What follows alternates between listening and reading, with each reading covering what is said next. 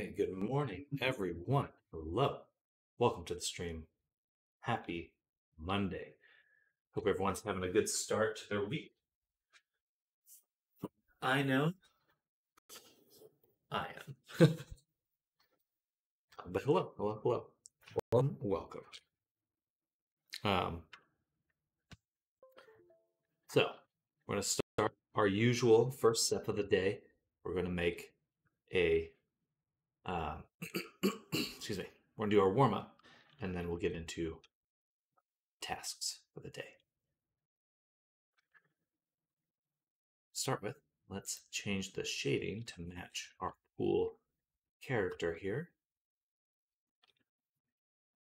Something like that.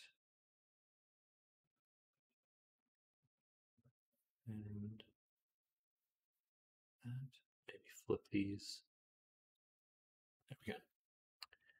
We'll worry about adding color later. For now, let's begin. Okay. First things first, do my typical smushing of the face. Make a nice flat plane for the front of the face. And then also another plane for this section here, where it connects to the tip of the jaw to the cheekbone, and we can also straighten out the back of the jaw. A lot of my sculpts have the ear a little bit too far back. Guys, I'm going to open up on my other screen reference of a skull. I think I'm going to buy a little tiny skull for reference. Just helps. There's just so many little subtle nuances to the dips and curves of the face that good to have very tangible understanding of what's going on there.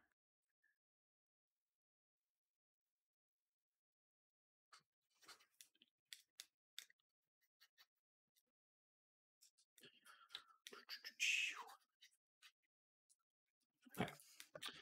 Feels pretty good. The head, the jaw is much smaller. She has very large eyes. So we'll kind of squish this in ways up, trying to get those proportions. She has a very sharp jawline, which I think we've captured pretty well. Let's switch over to this one, kind of squish this one in. We're also going to do the same with flattening the front of the face. Get this nice brow line.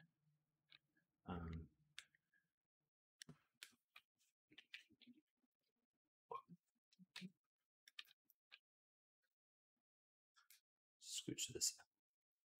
I kind of want to go the other way a little bit. Heads are funny like that.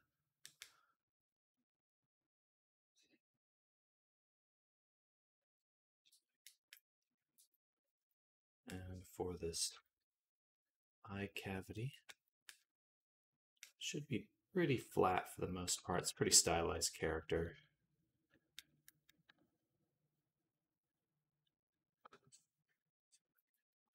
All right, and let's get this nose sorted.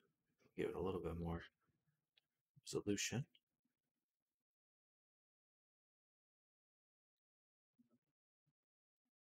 Maybe a little too much, but whatever. Yeah, so nice little pinch on the beat right at the between the eyes. So overall, we can make it a little bit thinner. That the base certainly goes in further. Like that. And it's much lower. It's below the cheekbone, almost level with the side of or the jaw. There. Nice, I like it. And pull it out the front a little bit more. Push it up. Split, maybe.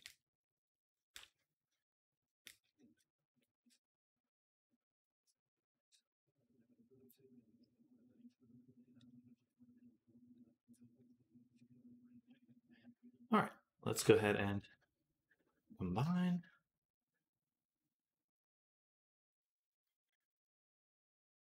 That's too.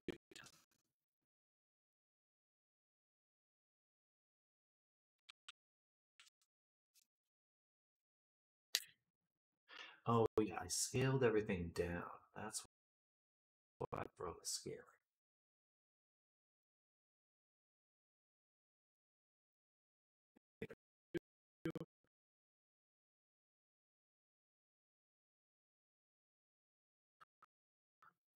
Perhaps to my detriment.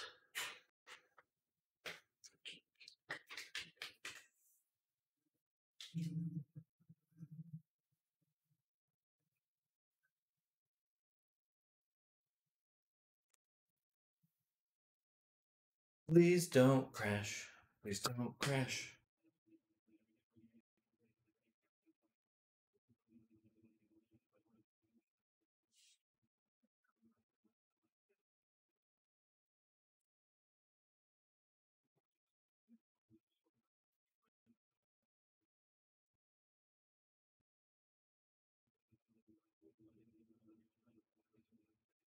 All right, taking too long.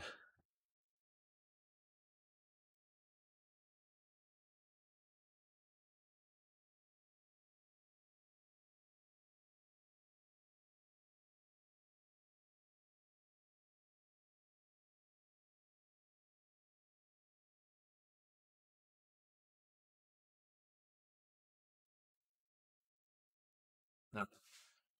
Perfect. Able to undo that. I'm gonna save.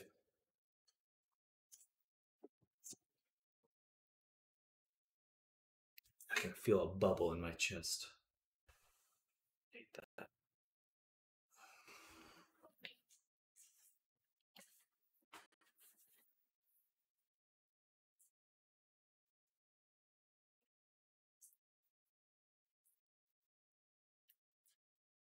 All right, so first, let's make sure we've got this scaling to an appropriate size. Right about there.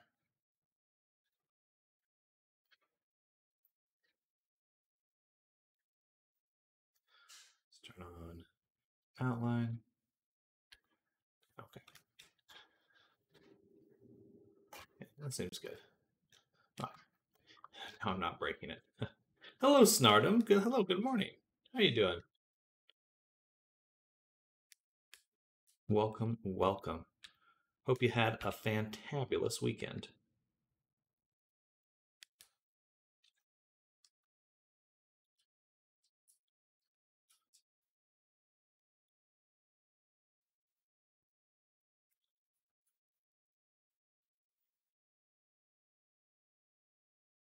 Playing with some retargeting this morning. Exciting.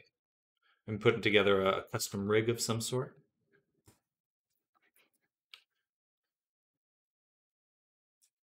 I think that's a good distance there. I'm going to try to give the nose a little bit of taper. Wild weekend on tech stuff, not productive, but so many toys and some insane AI stuff popping up again. Okay, heck yeah. A new tool to play with of some sort.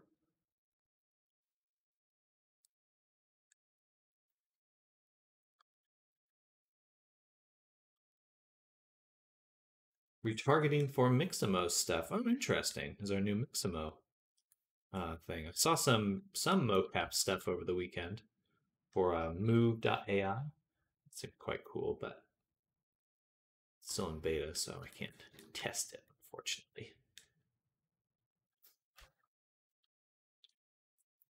Not directly, but there's some on the horizon. Heck yeah. Well, I'm all for easier, better, faster motion capture because it is needed. Cheaper, especially. Live dubbing. Oh, yeah, I did see that with the automatic translation. Freaking wild. That alone would have been like groundbreaking technology 5 years ago, and now it's like, oh yeah, I guess that's expected. Make people speak different languages on live video. Yeah, it has blown my mind. I've been like doing some Duolingo for Japanese, and it's like, will I even have to? Why even? Why even learn languages? No, still good. It's a local AI. Forgot the name. Gotcha.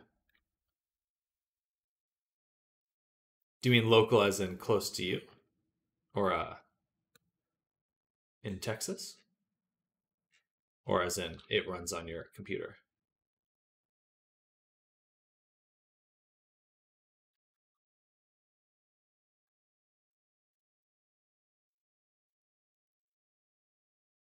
I made those eyes way too tall. Let's undo that. And let's switch to sculpting. Get everything else kind of positioned before I continue working on the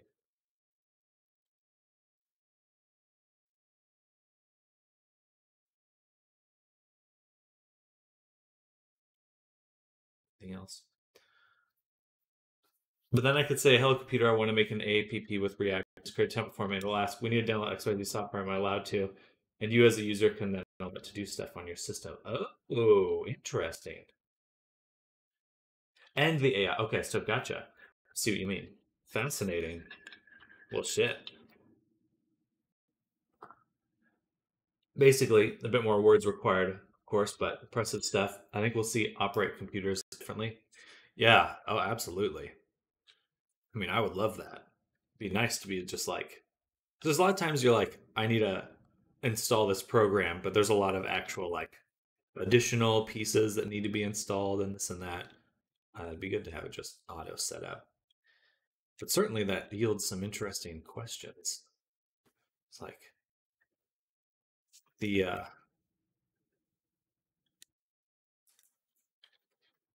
yeah, that could be interesting, you know, like troll armies and stuff like that, bot armies online. That could be a reality pretty darn quick, I would say.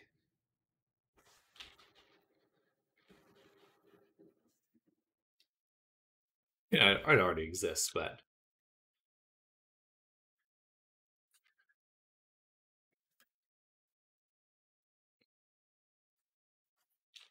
sometimes I just can't do my mask tool.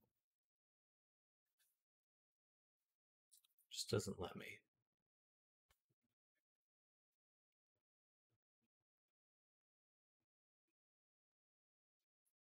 And I want to paint. Draw a mask. Draw a mask. I was trying. It's just the visualization was broken. Okay. Do I use any add-on for animation retargeting? I was checking out some, but not going to be with what I saw so far. The two I've used have been XPi, um,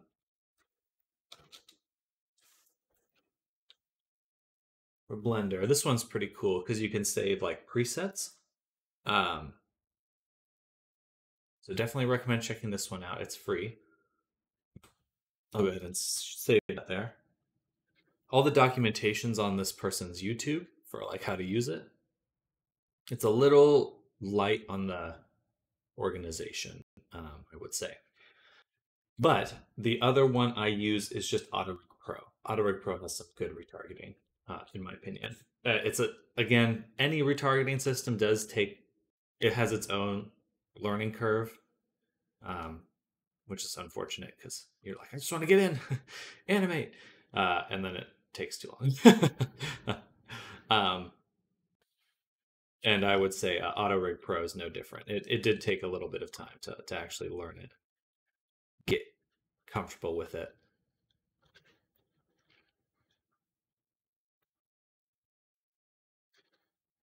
But XPi was pretty good. I only messed around with it once, I think. Once or twice, but it was pretty decent when I was working with it.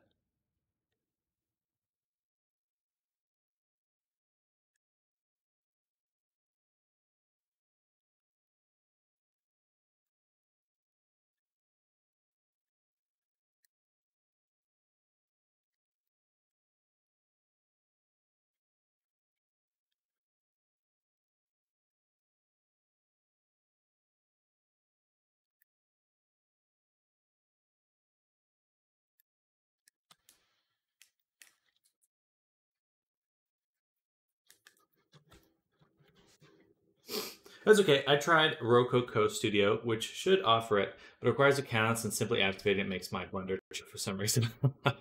I I don't mind Rococo, but I found that there's just too many steps to jump through to use their stuff. It's like they really want to nickel and dime you, I feel, compared to a lot of other programs. They're ready for it. They're Adobe. They're taking notes from Adobe. Especially with their suits, it's like those suits are not that expensive. I think they have a huge, crazy markups on their suits, um, and they really missed an opportunity to try to target the VR market.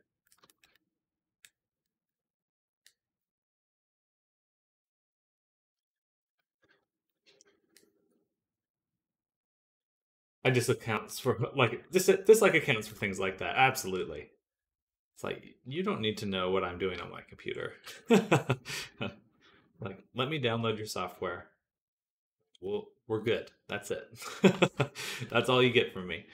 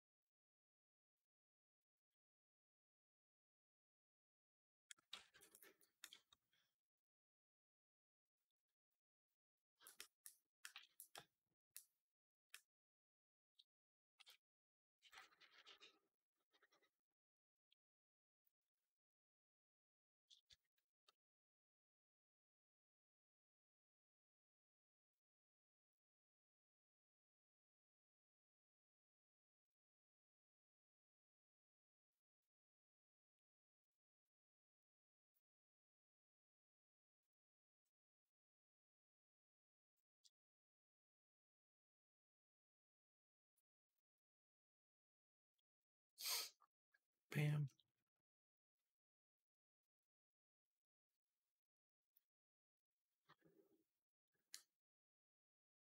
That's not how I want to make the lips. I should have blurred this top portion.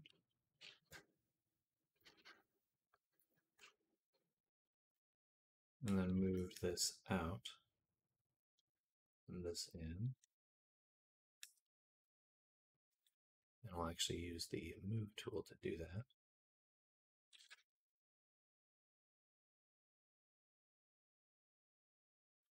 Vert.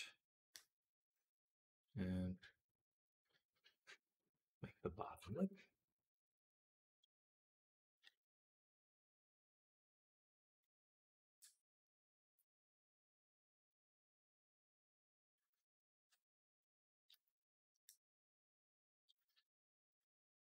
Let's turn up that. Oof.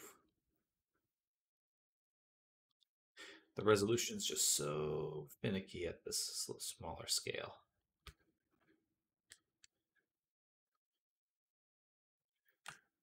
Better. Closer. Not the best, though. I'm super interested. Can you link me that local AI thing? I'm pretty intrigued by that. Love to check that out.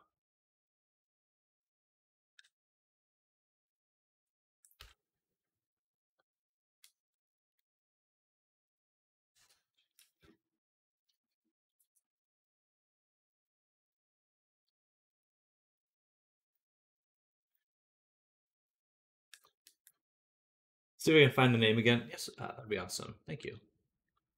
No worries if you can't.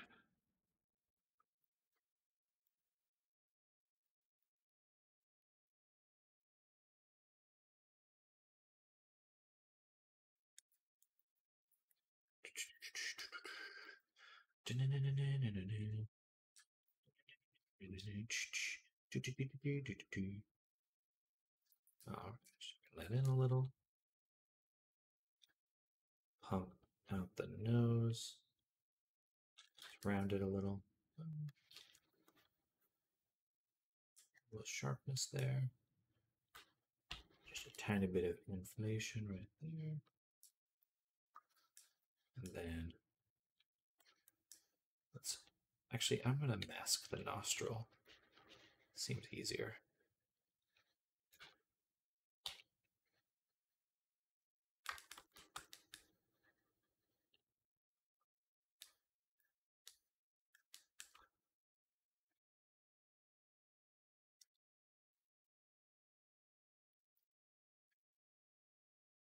And we'll do the move.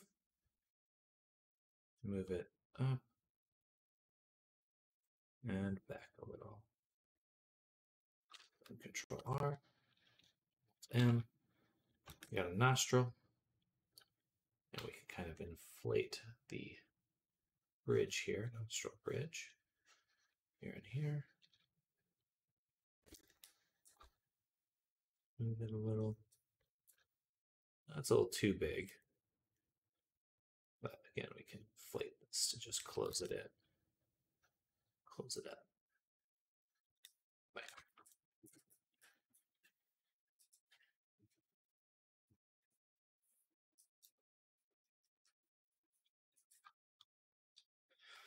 It's not available yet. It was prototype stuff. OpenAI Interpreter.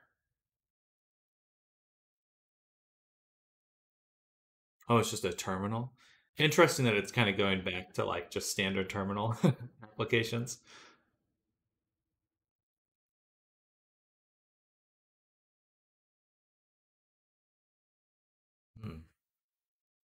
Fascinating. I would love that for game design. Oh, that'd be so freaking cool. Just very rapidly iterating. Well, sorry for linking. Anyway, that's fine. That's the AI for your computer, open source. Even if I'm not mistaken, because it tests text-based input for LL systems. But that example there is Peanuts. Gotcha. Gotcha. Interesting. So you can plug in any language model into your system, basically.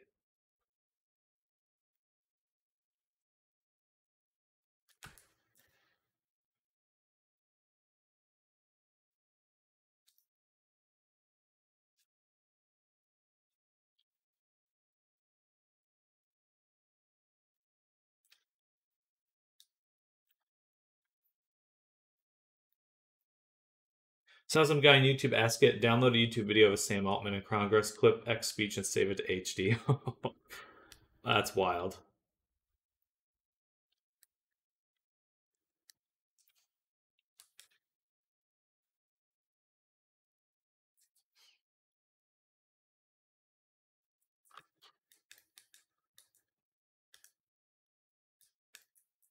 I wonder if there will be a legislative crackdown on open source models.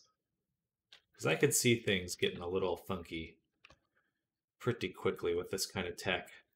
Huge bot networks, just malicious code going not haywire.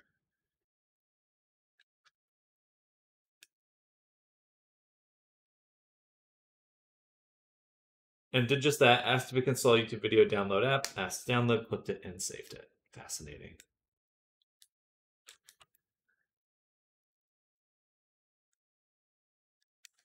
But does it but it's still just a language model, so it's not like looking at anything, right? It doesn't have like vision capability.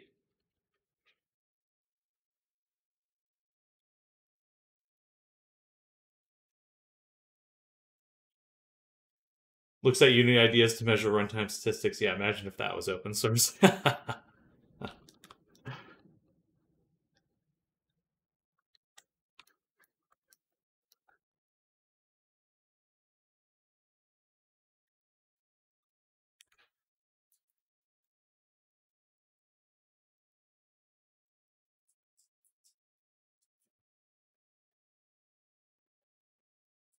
If it's just LM, I'm not mistaken, it doesn't do much. It's not GPT-4 by far or anything. Gotcha. But I mean, if you're able to plug in your own language models, that's pretty cool. I dig that quite a bit.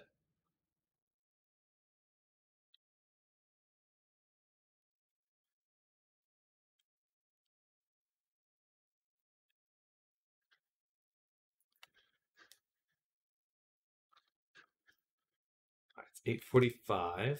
We're going to do this for another 30 minutes or so, and then we'll call it on the initial drawing here. Doodle.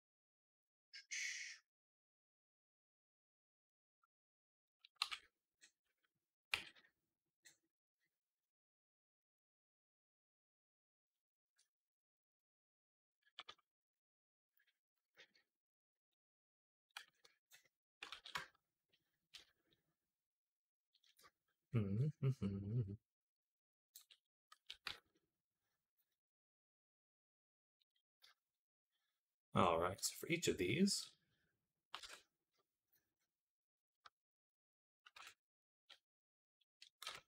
we will apply all the transforms.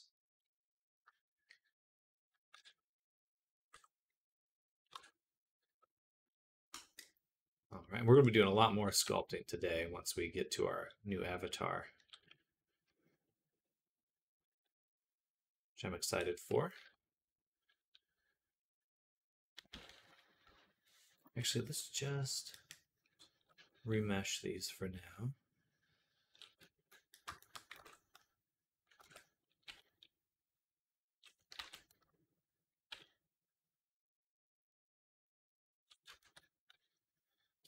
Then combine them so I can move them all at once.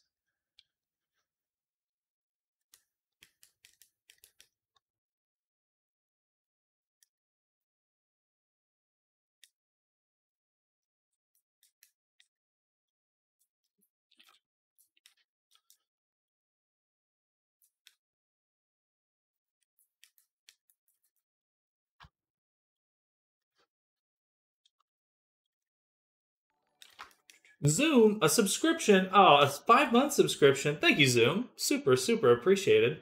Thank you. Welcome. Good morning. How is your day going? It is a good day. It is indeed a good day. A good start to the week. A good Monday.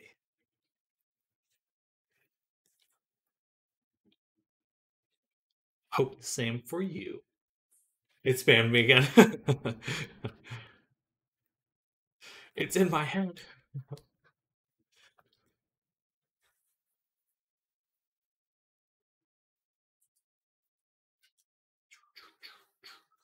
But seriously, thank you. Thank you for the sub. Super appreciated. Super appreciated. Appreciated. In a month, it will say for 6 months. We're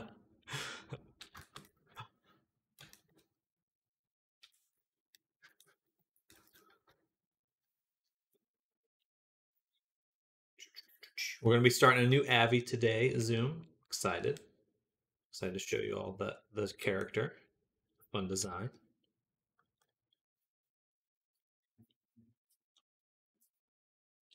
Makes it look like I'm adding 6 months. Really, I just subbed for half a year. But it makes me remind you. It makes me remind you every month. Yeah, I'm kind of wondering on the timing there. I'll have to understand a little bit better because it's trying to get you to. I thought you had already subbed for a few months, so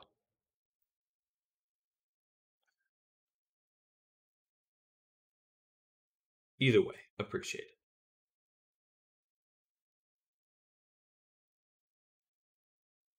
All right, let's add material for the hair.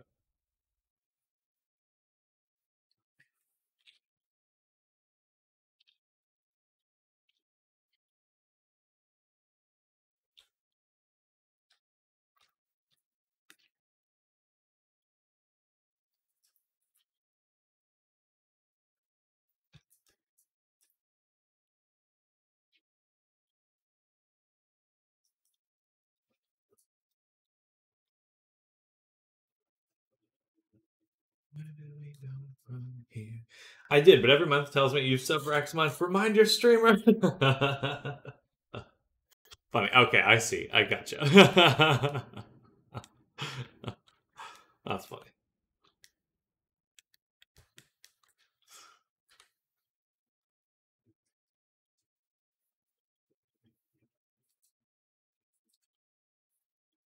Just wants to keep me up to date, is all. All right, let's take a close look at these eyes. So the bottom of the eye is right in the middle of the nose. And then, so we want to start it here. These are rather large eyes, at least right there. Boom. And then kind of move this over. Boom. Love how these automated tools for guessing bone / retargeting stuff can mess up. That's an application AI will probably be very good at least reassigning them based on their name.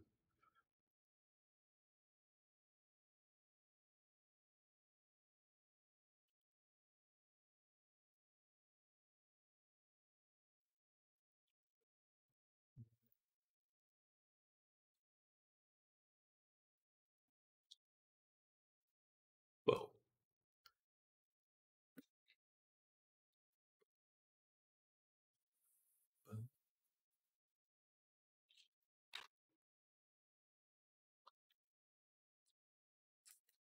Then time to move some eyelids around.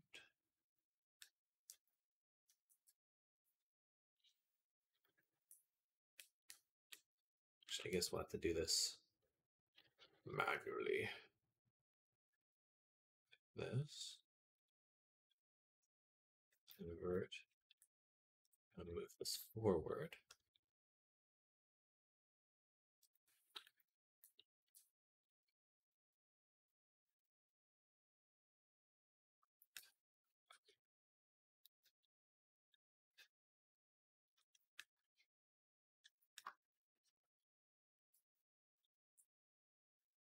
Well, that worked out pretty well, actually. A little goofy, but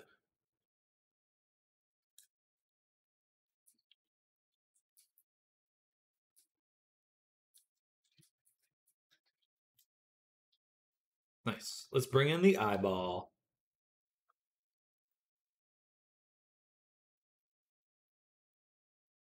Oh, I didn't rescale the eyeballs.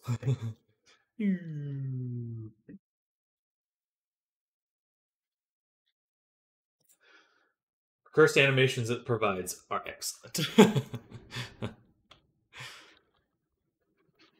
You ever seen that clip of Miyazaki from Studio Ghibli talking about like there's some like AI animation that they're showing him and he just totally like shits on it. It's like this looks like this is an insult to life itself. All right, calm down, buddy.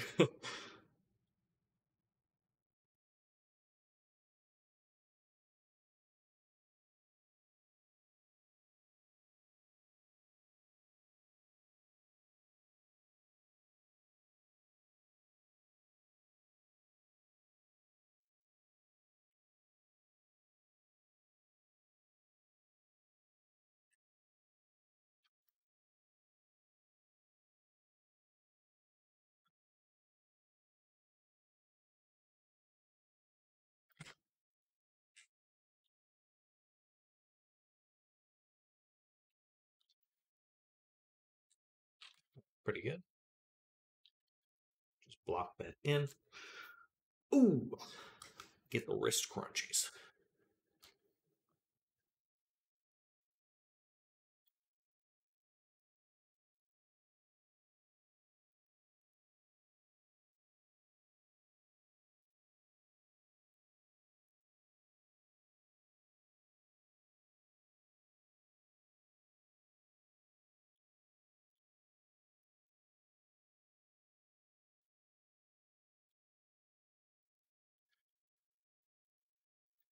Since anime related, I have to say anatomy is not something any animator can judge on. So life or something, not their expertise.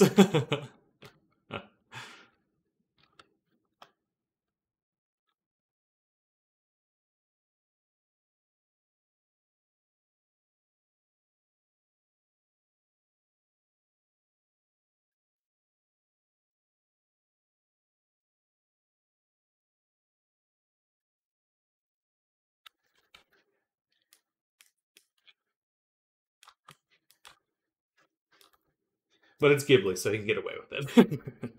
It's true.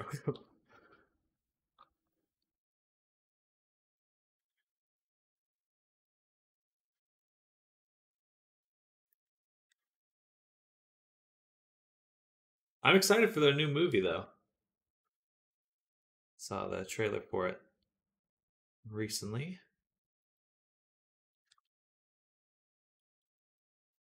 It's pretty fun.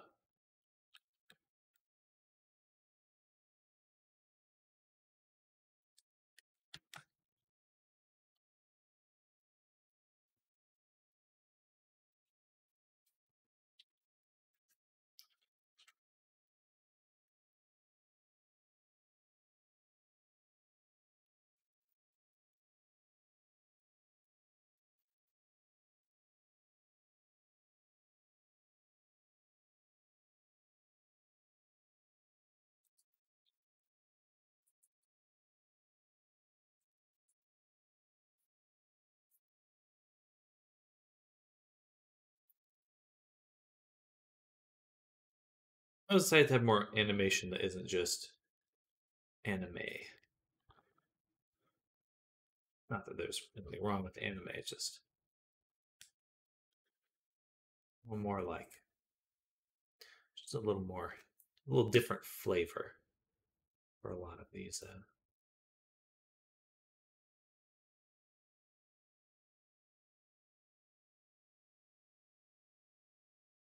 animations. Love anime, but I also love to hate on it. I mean, there's a lot of, depending on your tastes, there's a lot of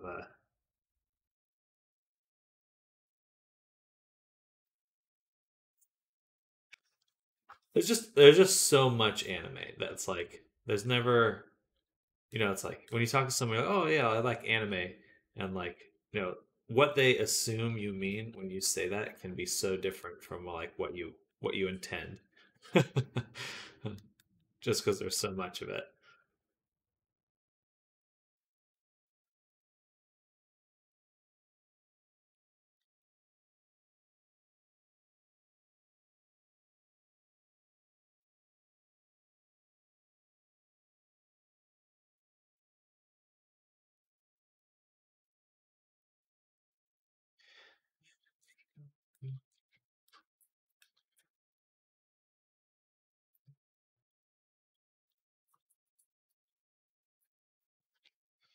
Eyes are still too big.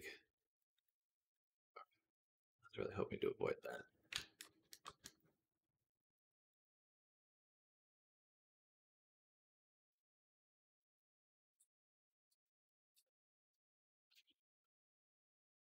Same time, the jaw is too big.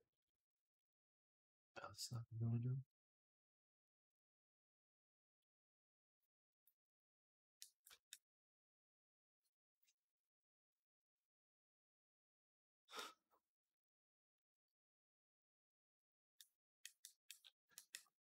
That's better. Whoa, oh, that's hair. Exactly. I like videos. I'm a video fan.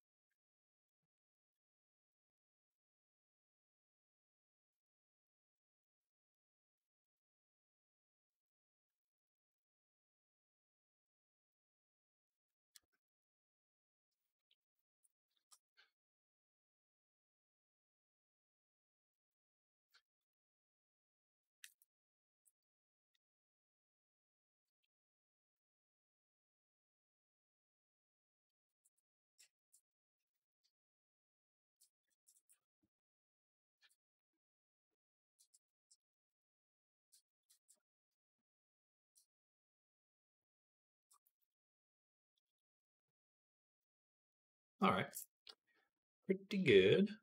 Let's go ahead and change this material here.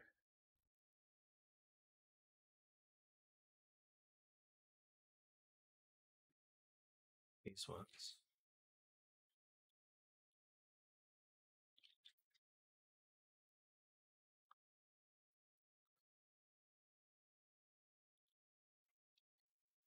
Bada boom.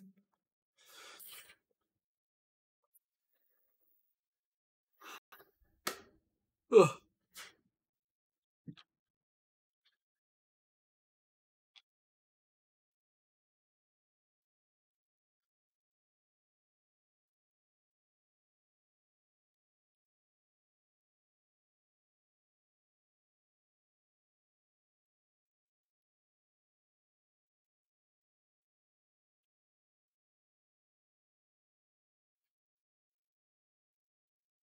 I should just delete the arms for now.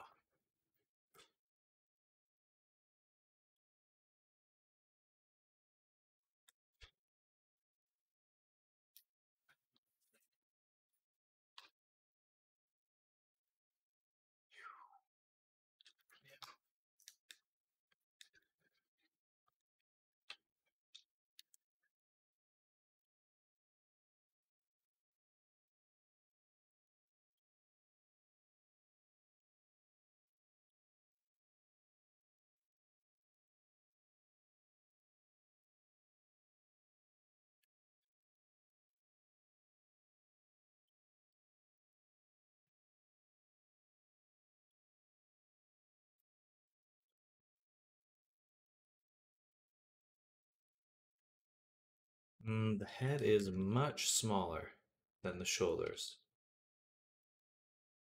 or than the torso. It should be right around there.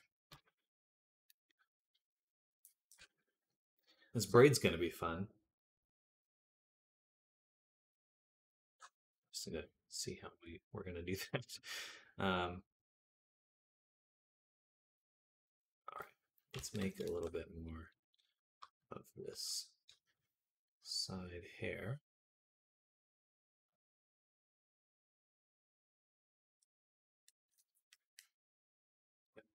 Where is it? Where's that shape I just made? Nowhere. Great.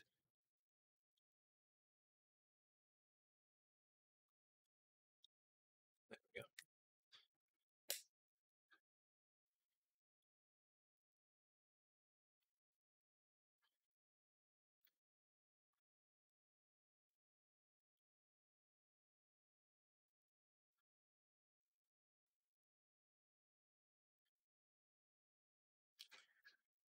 Copy the material.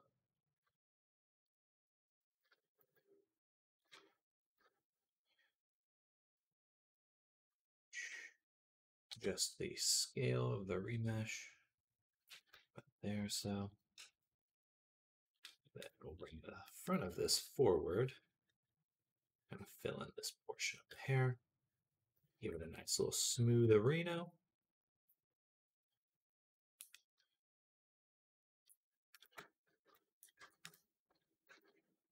I really want to make that gradient on the face. It looks super cool.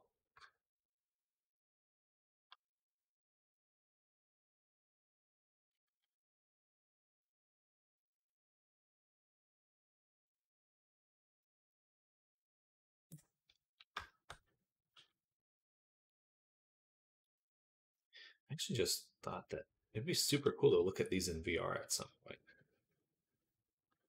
I don't know if I can do that on stream or in a performant way, but just in general, I would like to look at these in VR at some point. I think that'd be cool.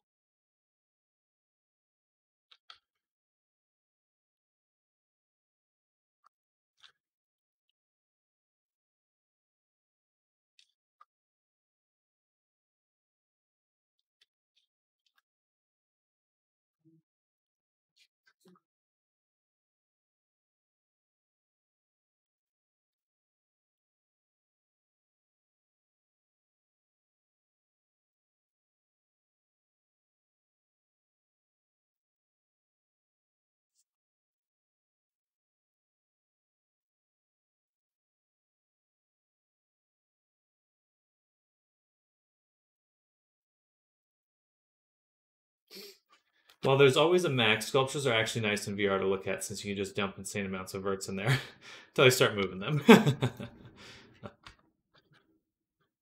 Have you tried the Adobe Medium?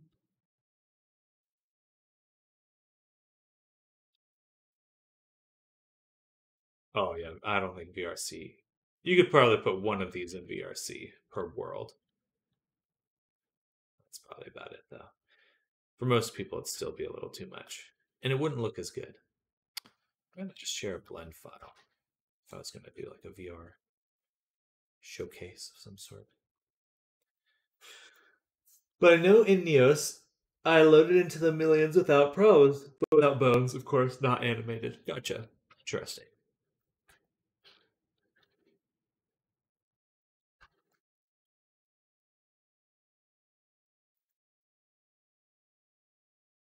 Is Neos very active anymore?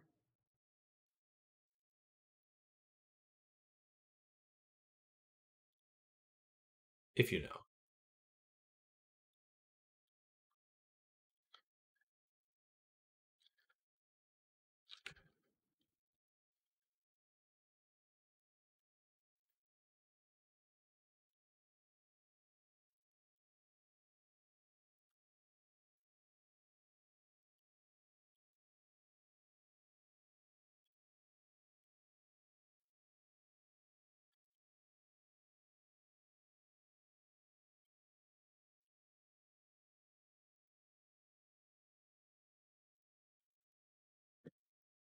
It's pretty dead, but it's been like that for, well, more than a year or two now, I think. So it won't die further for now. Maximum dead. Almost dead. What do they say in Princess Bride? Nearly dead.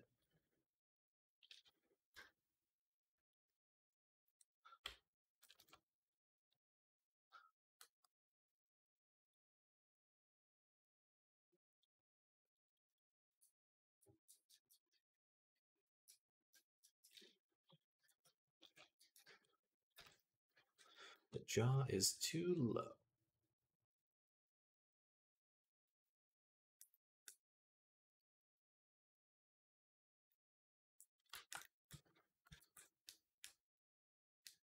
And it's probably a little too pointed.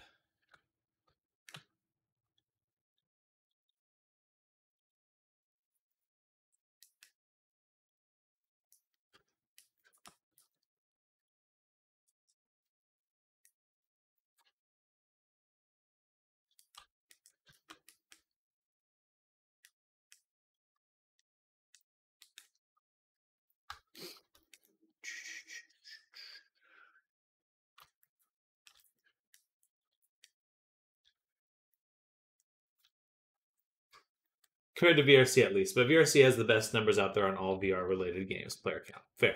That's fair. Yeah, I keep seeing at like, VR, Meta wants to do the make the metaverse or whatever, obviously. Um, make their own metaverse, but it's like it's so funny because the people that they ignore to make that audience are gamers. Like they don't care about gamers. But then at the same time, it's like those would be the only people actually interested in a metaverse. Like the average person's not interested.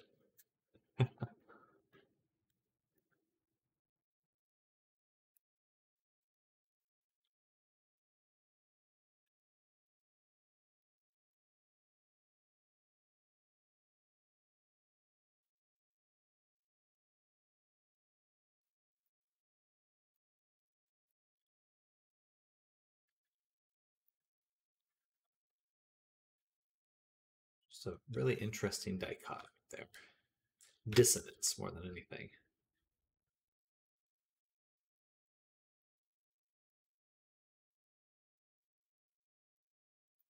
All right, let's make them eyebrows.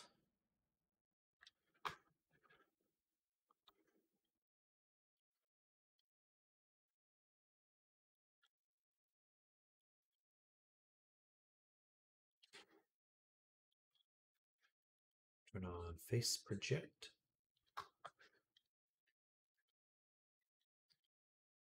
Where's my dot? There's my vertex. So hard to see.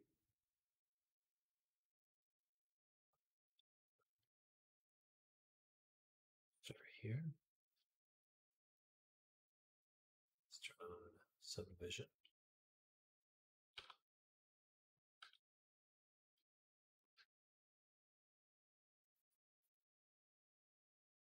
Looks like it goes down to about here. Much thinner at that point.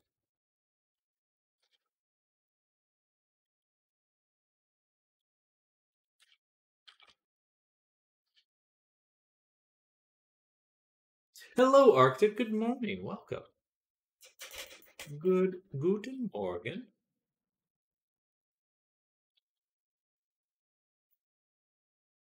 Is your Monday going?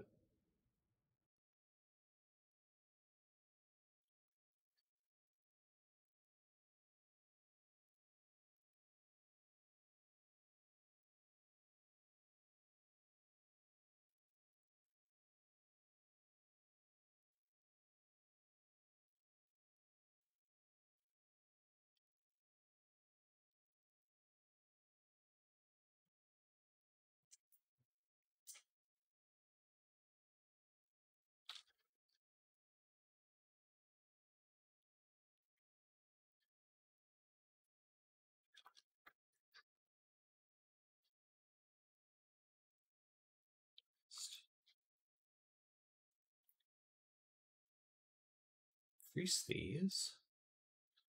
And this.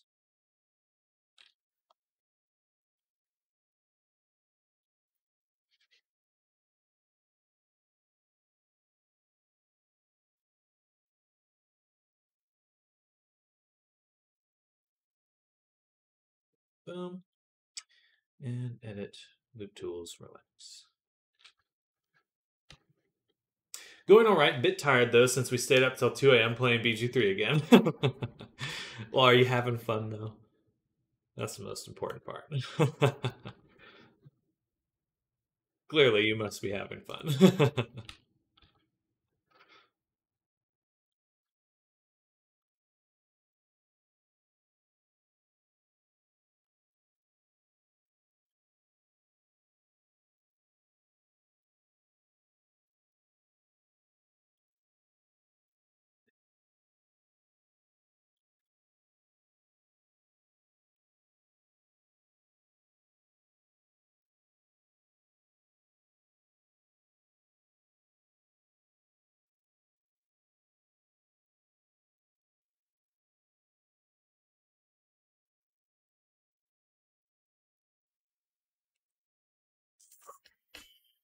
who are you romancing in Baldur's Gate 3? Most importantly, the deep RPG questions. Forget your build class. Who's the romance?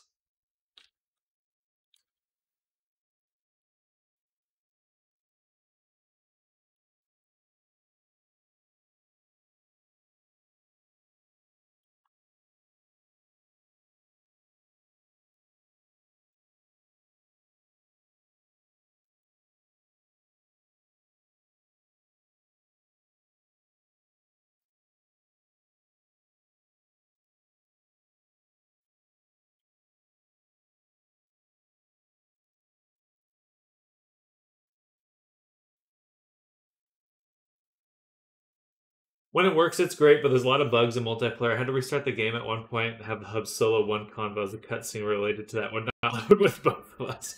Uh-oh.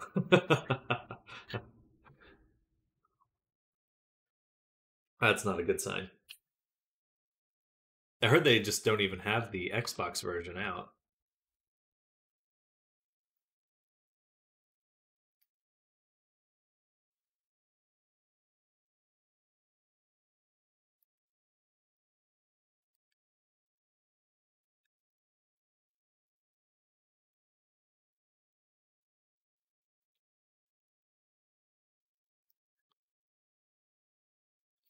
Hello, Snowy. Good morning.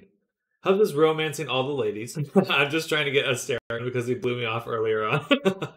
But of course, with Hub selecting all the options, the ladies like, all I get is disdain from Asto. Cries. That's funny. So his choices affect your ability to romance other characters. Interesting. So it's basically like you're both playing the main character. Interesting.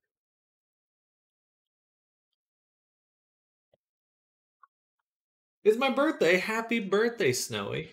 Happy birthday.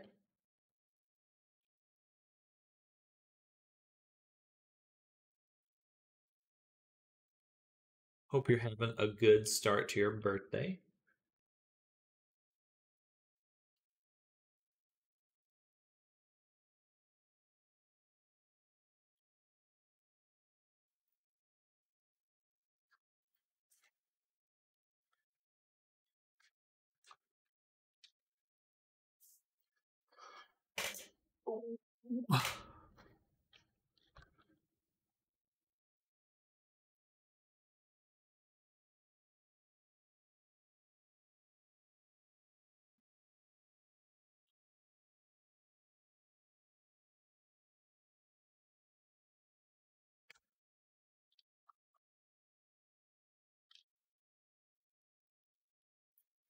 Let's say right about there.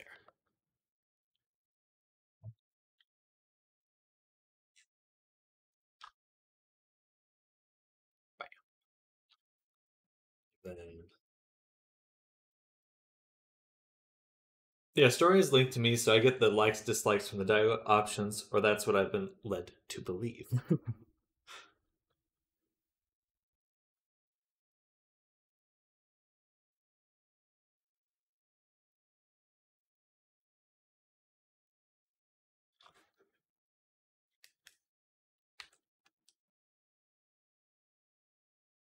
Sounds fun though. I really do like the idea of playing through a RPG with multiple people.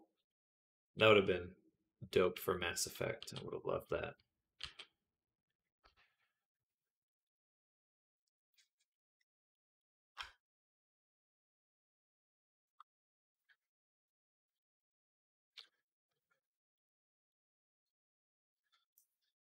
Where do we go?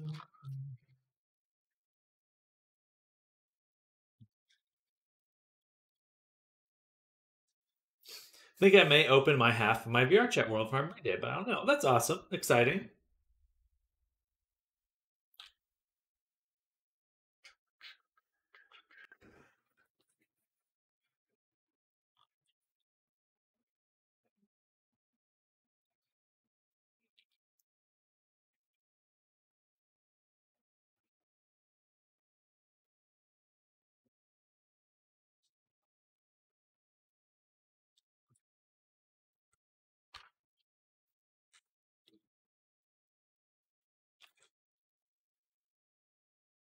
To tell if I'm lining everything up right.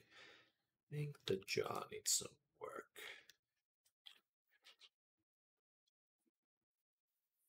There, so bring that in. Then the mouth should just go a little bit higher.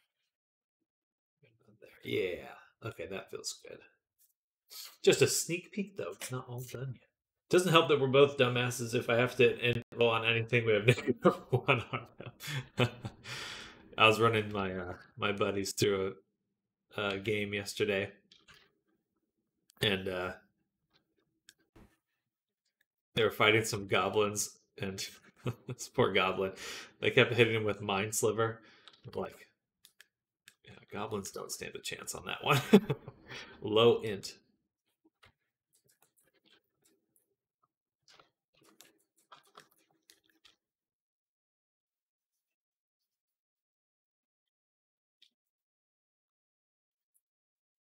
Low int Gabo.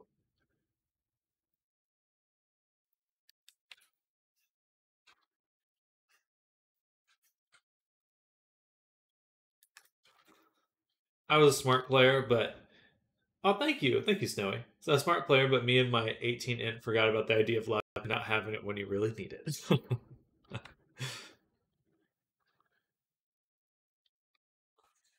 How much does int affect your playthrough?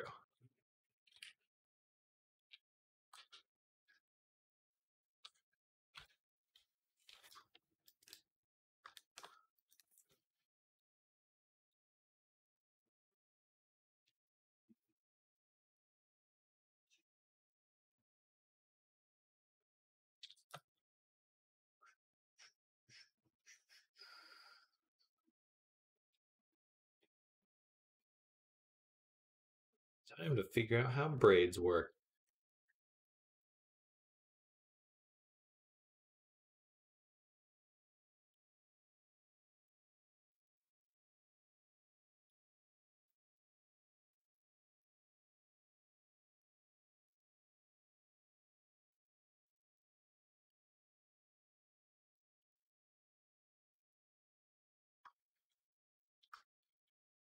Hmm. Oh, snap. Goodness. Forgot I had Shift Tab on.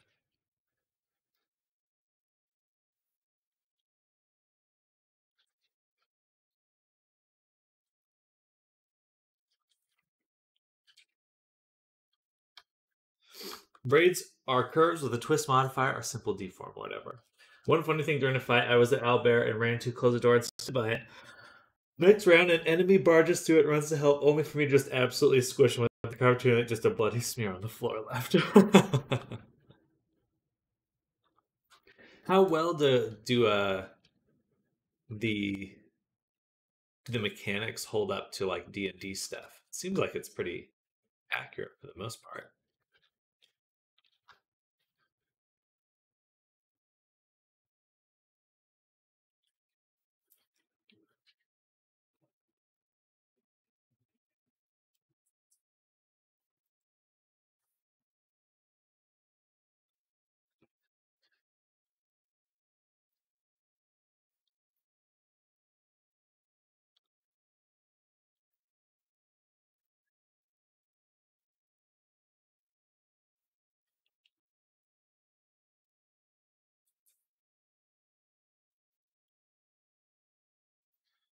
Bam.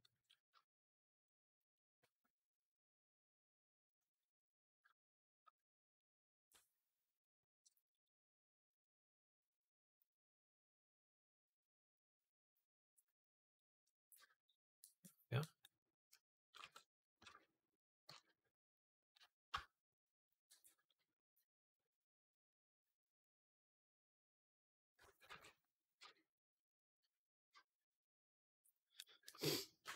Oh, my military bro came home yesterday. Surprised me. Oh, heck yeah. That's good. Were you surprised?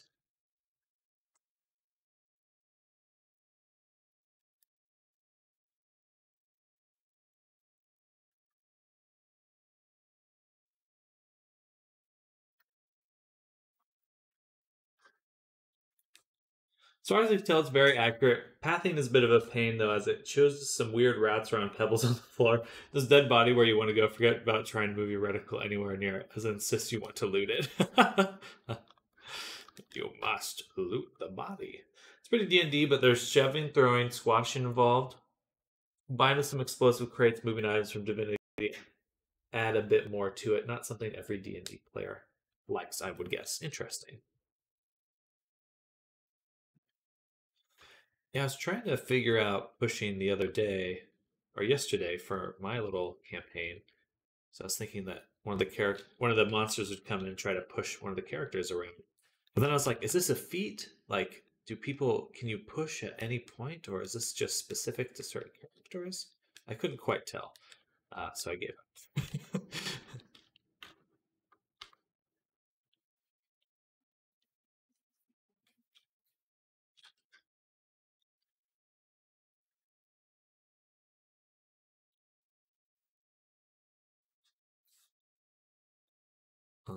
I can't follow smooth.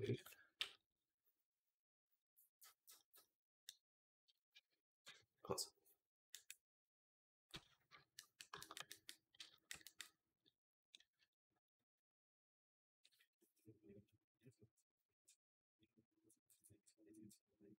That's how braves work. Yes.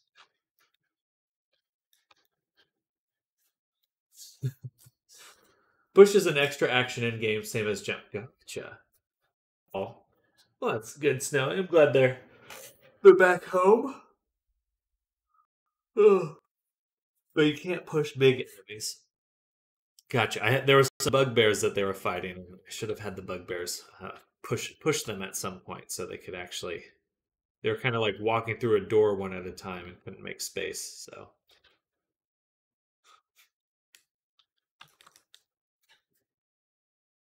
I think that would have been the right time to use a push.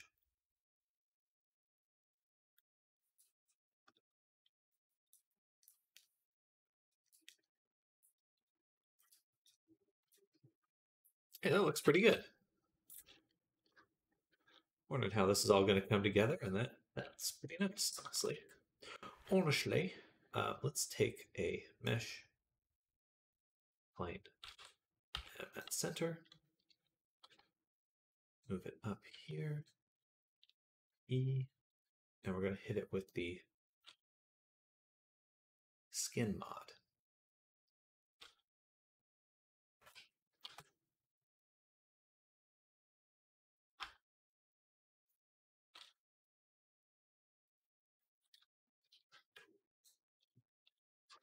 And also a mirror mod.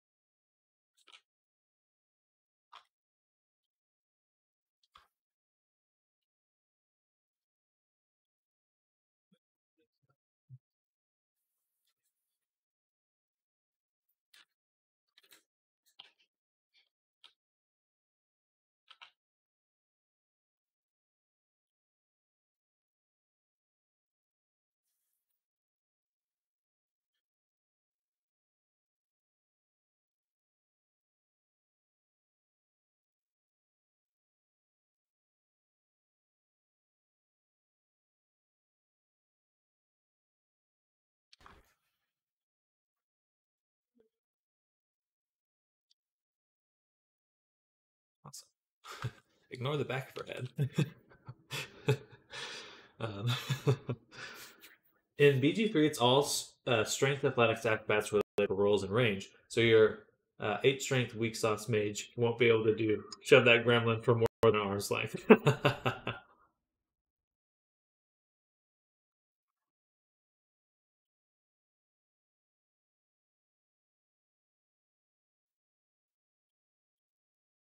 Weak. Weak. Yeah, I have a magic user on my team, or my in my group, and it's pretty much everyone's first time playing, and my first time DMing, so we're having a lot of fun. Um, but it's definitely one of those things. I've played. I think I've played the most D&D out of the group. Um, but there is that, like, being a mage or any magic user in D&D is such like a bittersweet experience where it's like, oh, I want to do all these things that I have all these spells for, and it's like, nope. You miss a lot, you're really weak, and then you run out of spell slots. One thing I'm a bit annoyed with is how at character creation the personality options are basically absolute flawless angel hero and various flavors of or genocide enjoyer. I need more gray in there.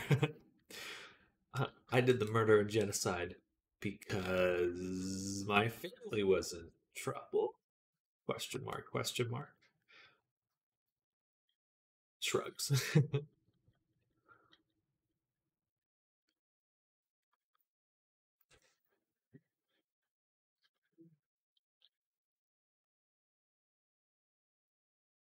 Let's get one more spot right here.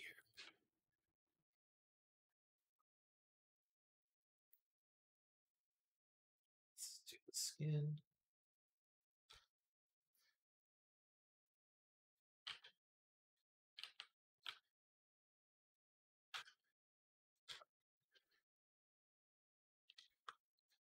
Those came together quick.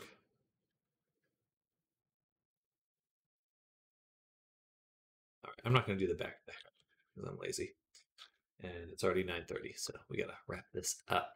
Let's get the shading on the face and call it a day. We're going to add a vertex group. No, not a vertex group. A color attribute.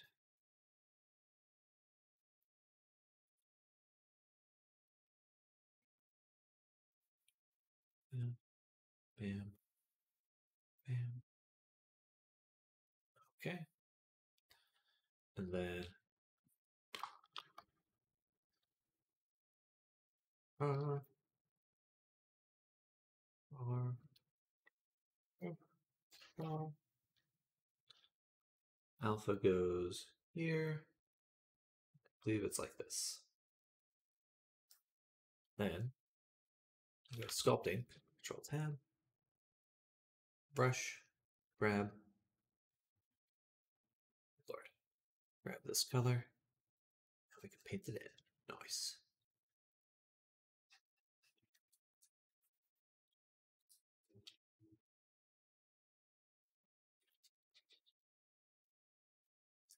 That looks a little bit darker than I think it should.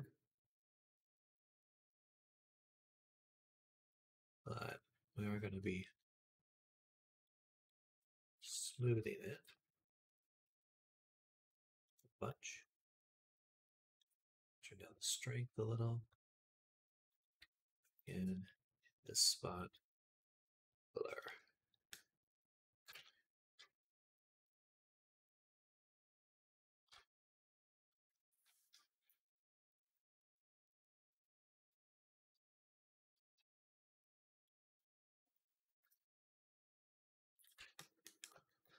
And lastly, the lips.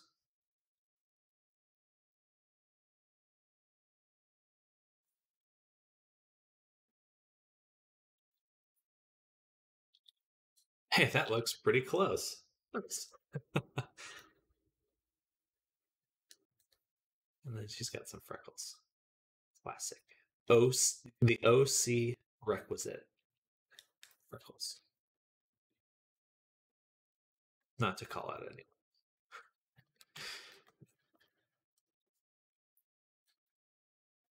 You know what? And lastly, I'm going to give her lip just a little bit of this color.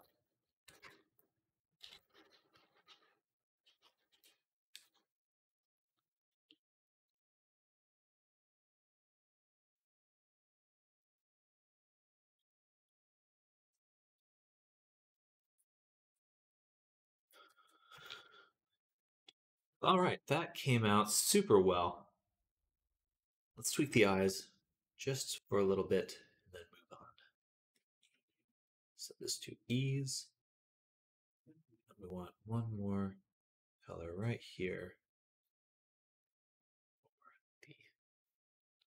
The edge.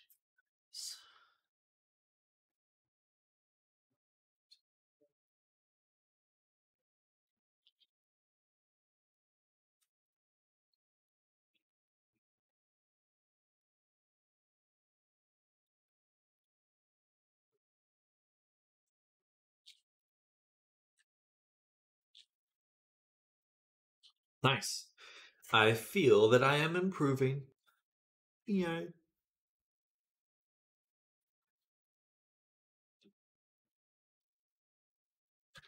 That was definitely much faster than some of my previous sculpts. A little simpler. We're not doing quite as much as some of them, but still feels good. Get to an end result quicker. And that's the important part. All right. So let's call it there for our morning warm up.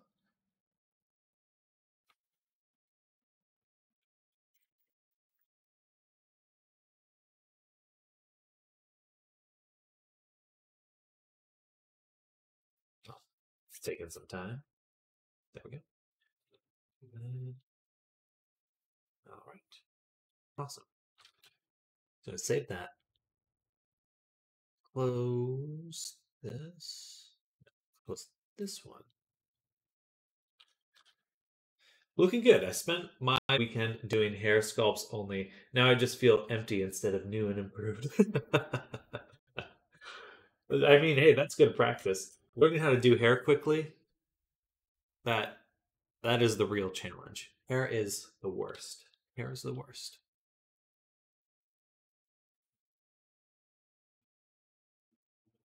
All right, y'all. So this is going to be our new avatar we're working on, a hyena character, and we're actually going to be sculpting him today. If I ever figure it out, I'll let you know. Well, thank you, please. But I'm going to go to the restroom, and then we'll get into starting to sculpt the character here. But restroom first. All right. Do need to double check Discord. Okay, we're good right now. All right, BRB, everyone. Restroom and Yeen, and yes, and then new persona. BRB.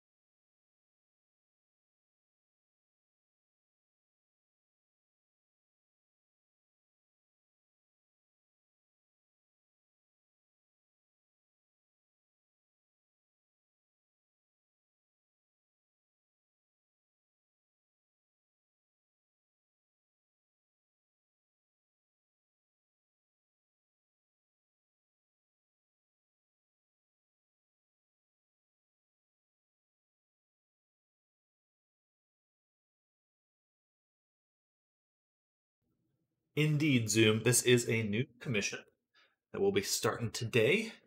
Christy. And yeah, I'm excited. Fun character design. Should be a blast. Sam forgot to activate his open interpreter when AFK. No progress during AFK. Too bad. I need to get my AI to work for me. Ideally, I no longer work at all.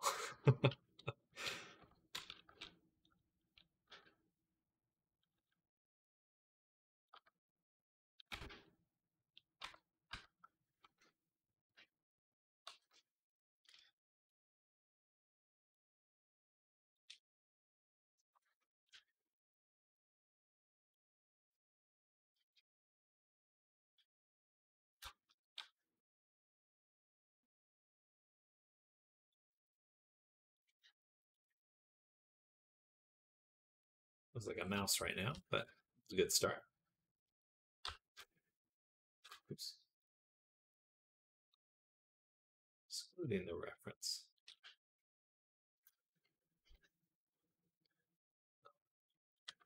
So now, let's begin to shape face. Kind of fun to just go straight into another sculpt. Be a good learning opportunity. Push these skills.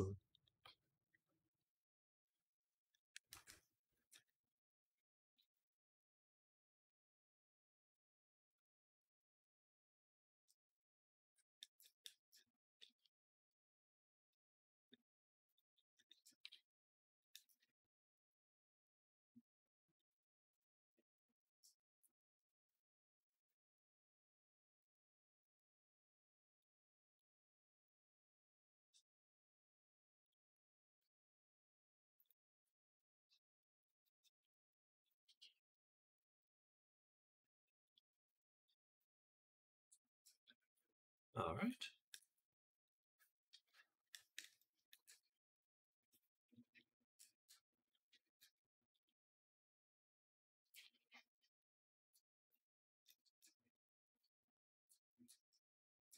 Something like that. Then, bada boom.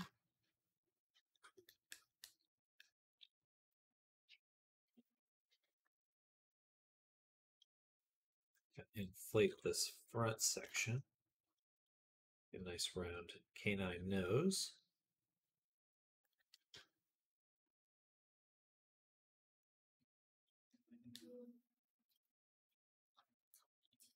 I want the jaw to connect here, but it still has to pinch into a snout.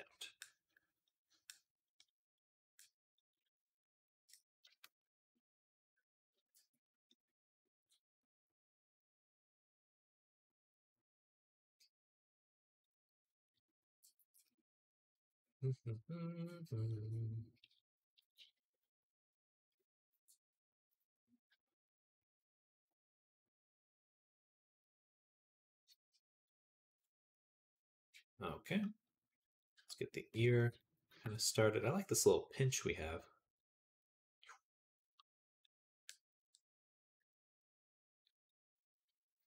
May end up just hand modeling the ear.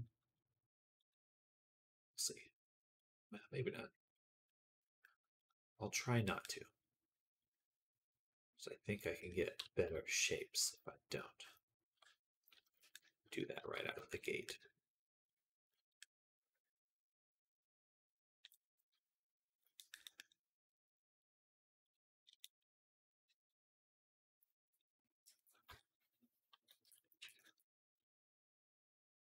Cheek should have a bit more volume right here. We squish down a little. That.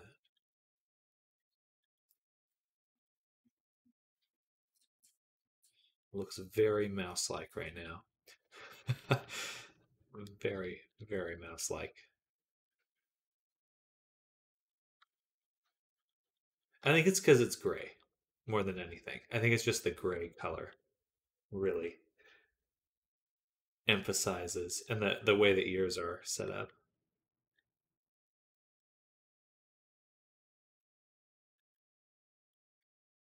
Mickey Le Mouse. Mickey Le Mouse.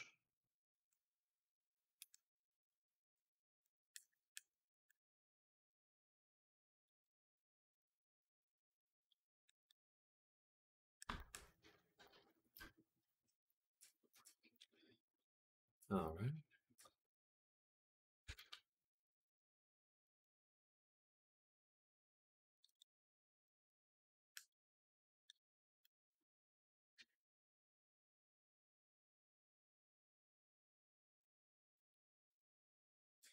The nose is really cute.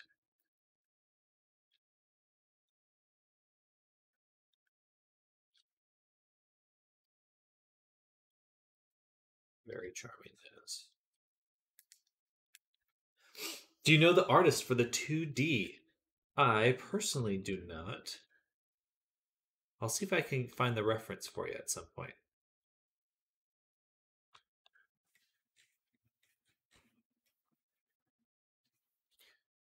But I think this client does work with a few artists because they have quite a few references and a few different styles. So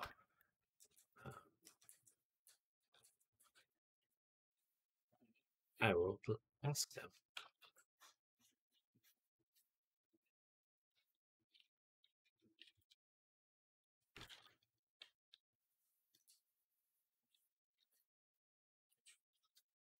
Let's bring in the snout a little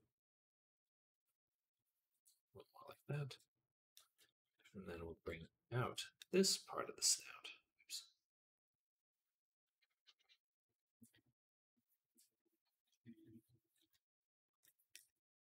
Like that. Yeah, that's looking a little more hyena-ish, more canine. Good. Feeling it now. The style doesn't look like the art of my buddy has. Okay, which is in fact a mouse. Mouse is what type? What did I type anyway? Mouse it is now. Well, careful. I hear when you model mouses, it's a very risk-free health. Your dog, your family, your dog, your stream, and even Twitch chat. Depends on how Disney-fied it is.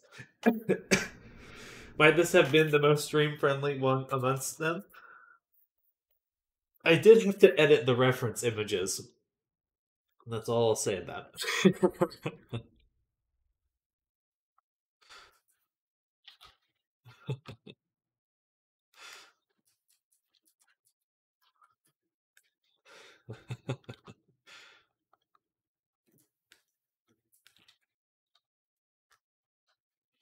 Some editing was required to ensure that the reference I could put the reference on stream.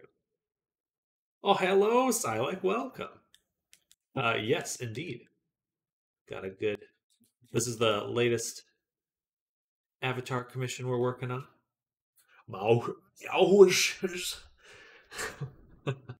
And hello, Silent. Hope you're having a good Monday.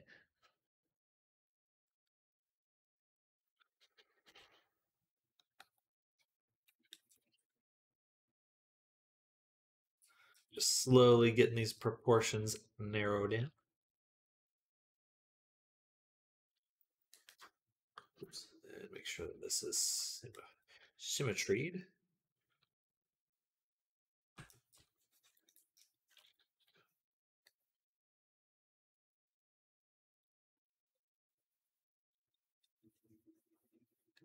Something like that.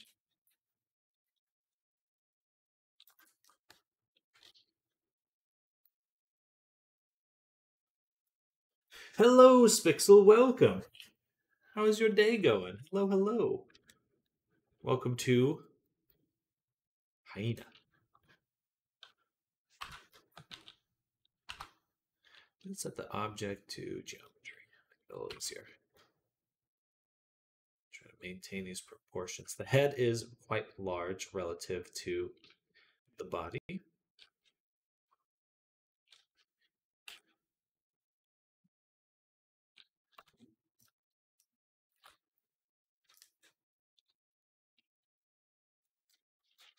Whoa, love lurking and watching you work. Oh, thank you, Spixel. Well, you're always welcome to come by and hang out.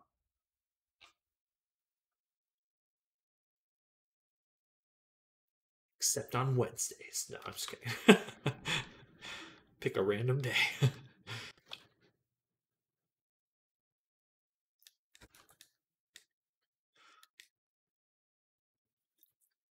Oops. Dum, dum, dum.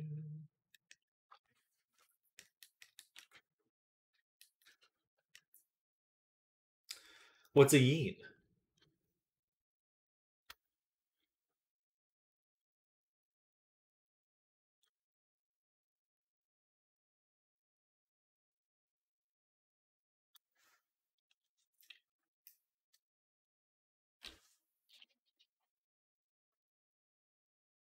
Clearly, I know, but just in case, definitely tell Zoom. Short for hyena. Oh, gotcha. Yes, indeed.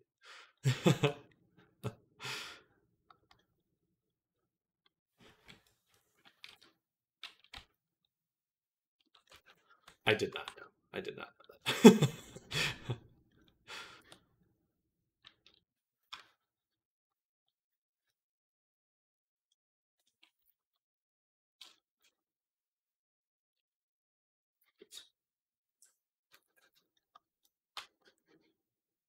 Bam. We're gonna try to do an A pose this time.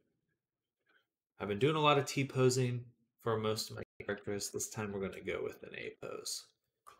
It's been a while. Been a while since we've done an A pose, but the shoulders are really difficult sometimes. And I feel like with my sculpting workflow, a little bit more sense to try to keep the shoulder set up properly. Still novice when it comes to these furry terms. Few terms I wouldn't have gotten otherwise. No worries, Zoom. As a non-native English speaker myself, I understand. The English. Curse them in their confusing ways.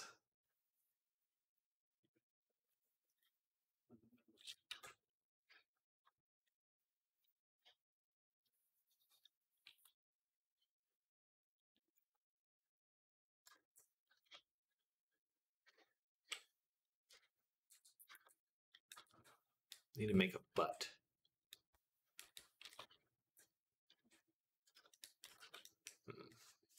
The best way to do the leg. We'll come back to it. Oops.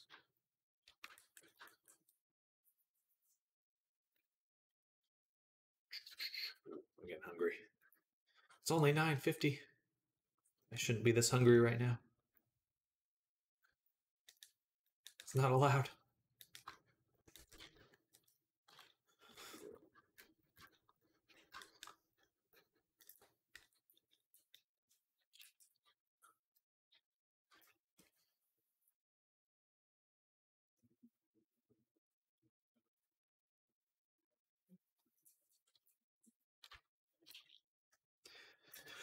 Tired Monday brain eating my spellings.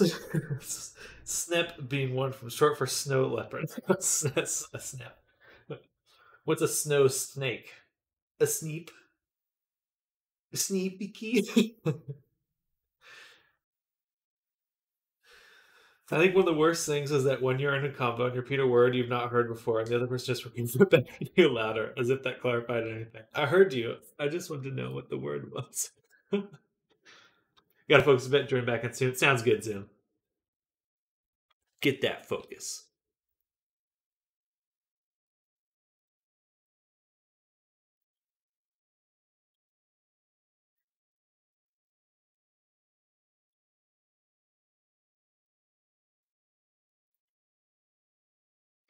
I think I'll just make another object for the butt. A little easier to get the shape correct.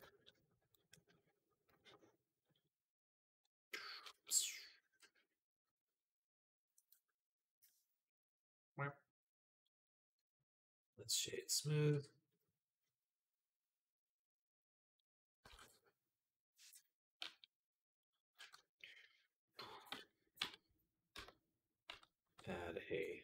mirror mod and sample the color. Oops. Guess we'll put it on this side. No merge. But done. That's all we needed to do right there.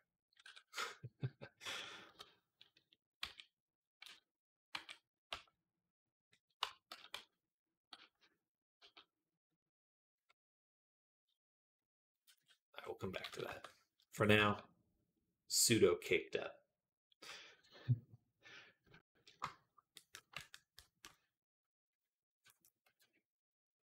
Bam.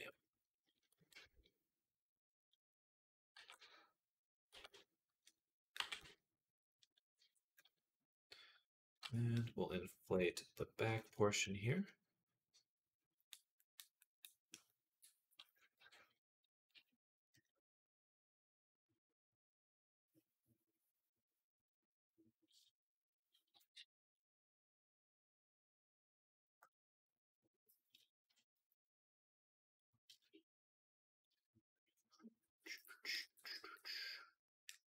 Ba-na-na-na-na.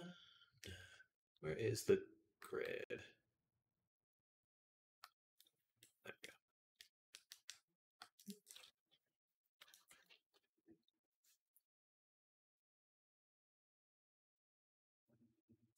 Awesome.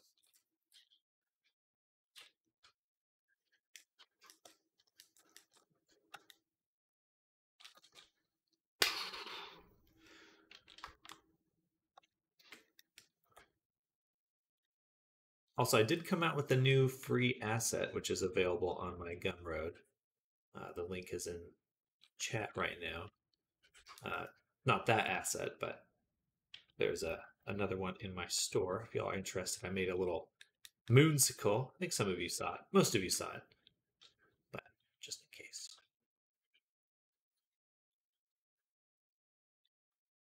Just in case.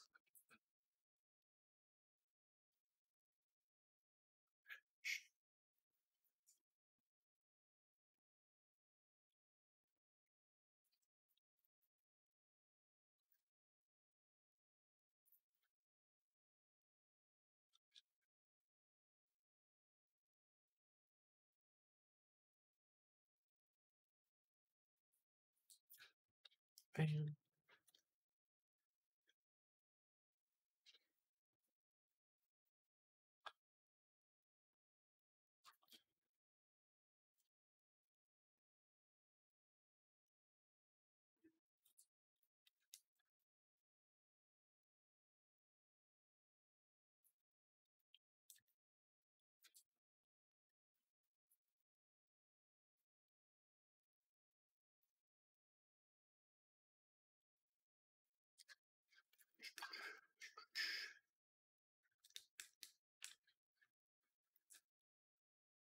Tommy.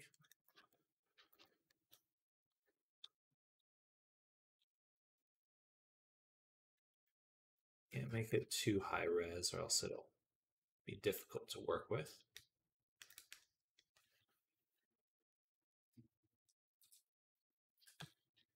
And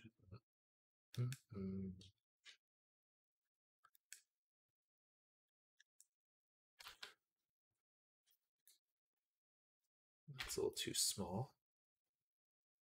A little bit broader. That. And all right. Smaller on the shoulders. Bring those in. Bada boom. And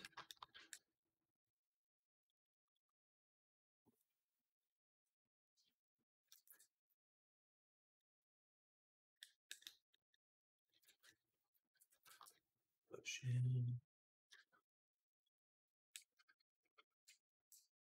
This is coming out well. This already feels pretty good.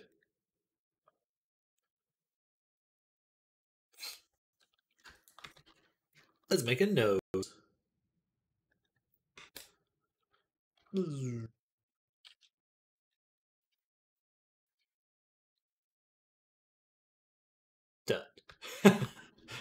That's it. That's all we need.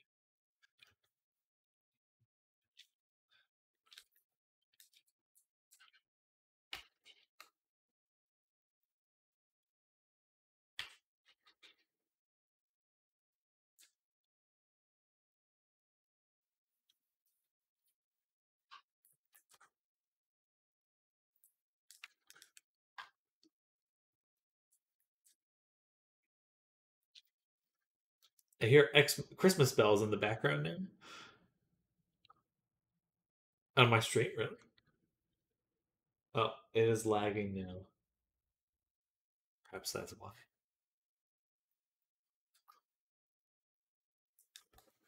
Do you really hear Christmas bells? Oops. I don't think that's me then. Oh, with the old nose. Duh. You're right. I gotcha. I was watching this guy do this like TikTok, and he did like a perfect, and I mean perfect, like real life breakdown of he was just like moving around of like stop motion animations, different types of stop motion. And there's that, I can't remember the name of the artist, but there's the old like stop motion Christmas um movies.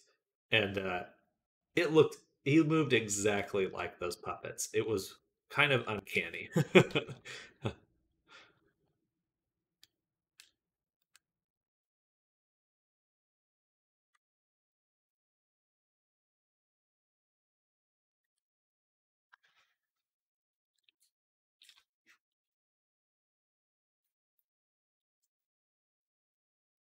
Cool though. Cool. I'm assuming he must be an animator to have just like so accurately recreated that.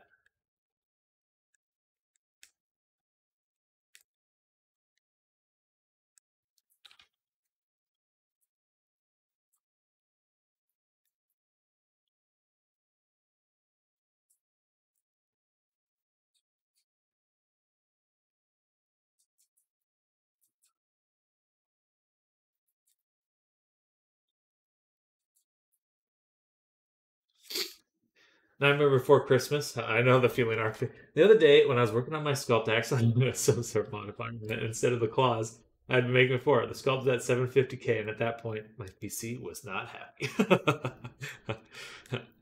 Well, I destroyed my PC. A Blender story.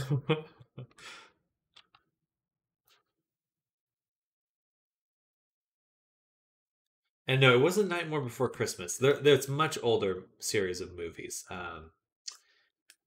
I don't even know what to call them. I remember watching them quite a few times when I was younger, when I was a child. I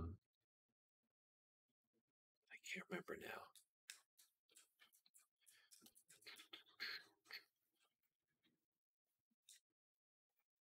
Doth my brain deceive me?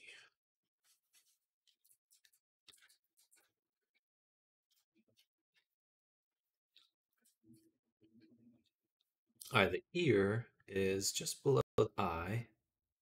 It goes quite a distance up above, but they are a little bit closer together.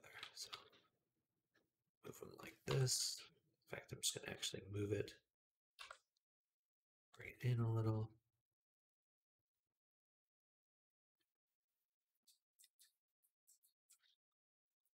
All right, looking canine-ish, canine-ish, as it's known. Canine-ish.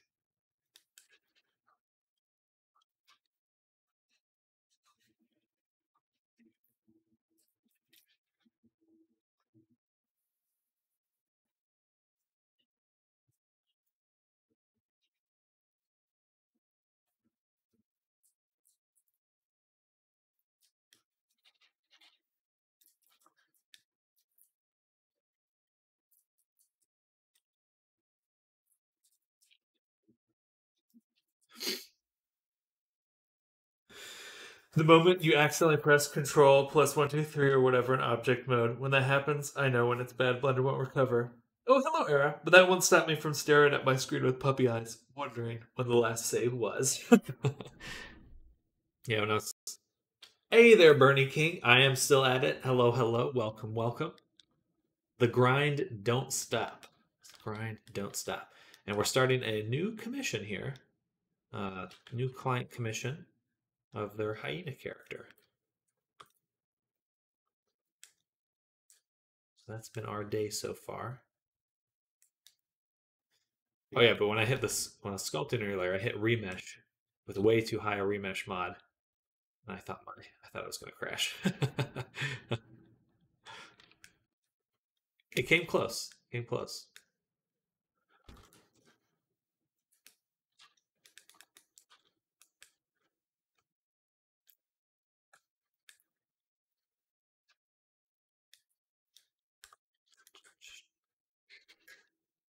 Now let's turn up the res on that a little bit more.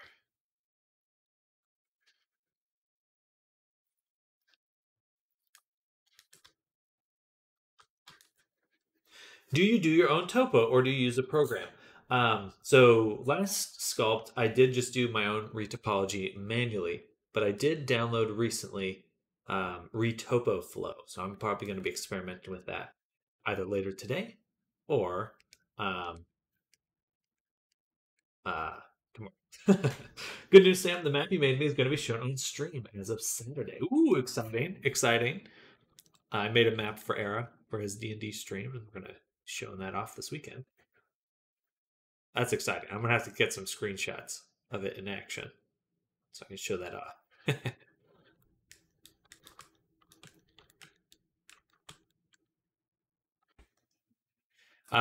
But I do think that based on my last experience doing retopology, that yeah, and after doing it, getting an add-on made a lot of sense. I was like, wow, that was a lot of work. I don't want to do that again.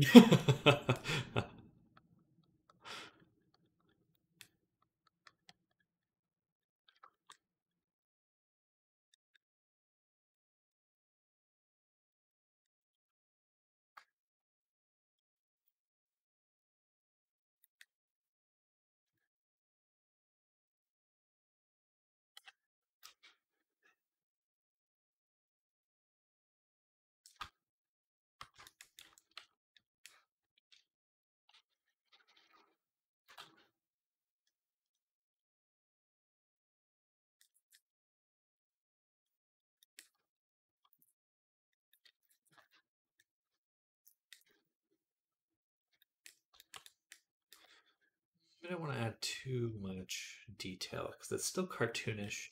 We don't want to get like lost in making the character very anatomical. So we'll just do that. Caked up. Push out this.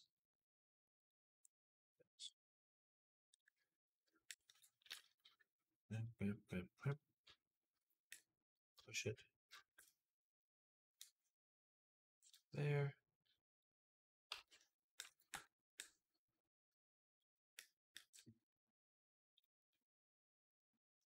Dim buns, indeed.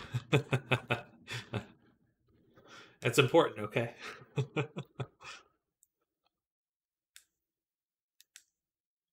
Gotta make the most caked up hyena ever. Let's turn on merge on the mirror. Just wondering, is it possible to have two avatars on an armature? So if you have a shapeshifter character, you could possibly have some neat dissolve animation as it swaps meshes. Absolutely. Absolutely. That is definitely doable. Um, yeah, that sounds really fun. But that should be pretty with the Poyomi shader, that would be relatively straightforward.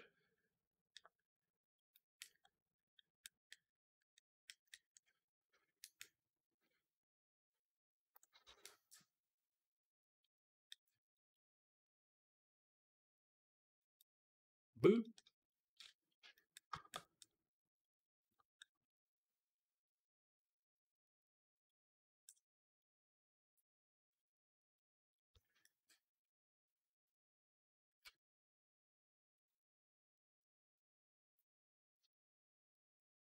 we go.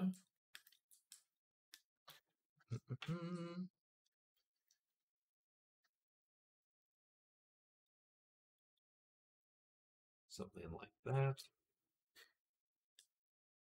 Oh, wow. Lost a lot of definition there. Nice.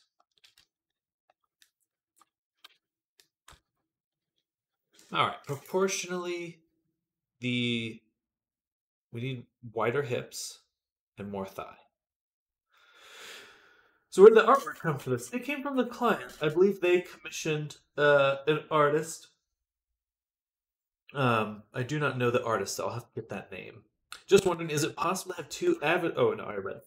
Nice, that's something for me to figure out. Downside, I need to design and figure out how to model a human then. Just steal some base model, go from there.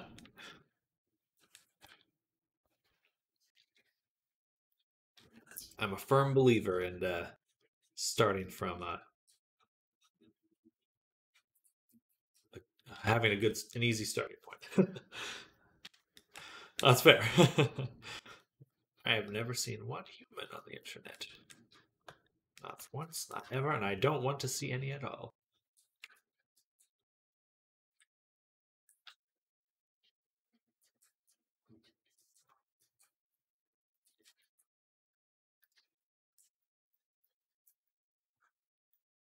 All right, the butt definitely needs to be bigger based on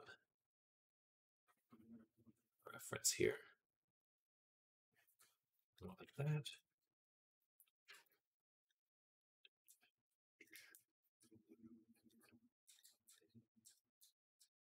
Double cheeked up on a Sunday.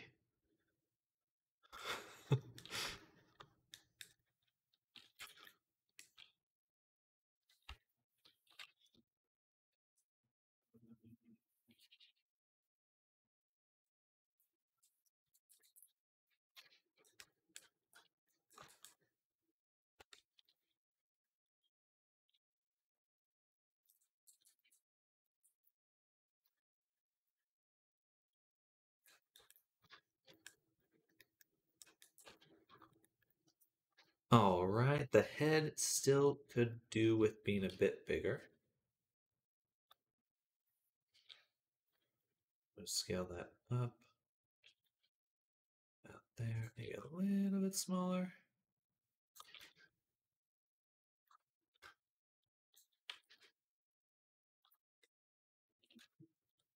Hello, Kami. Welcome. It has been a while. I hope you've been doing well.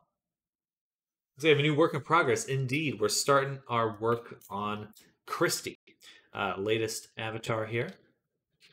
So yeah, a hyena character. It's gonna be a lot of fun to make this hair. That's what I'm most excited about.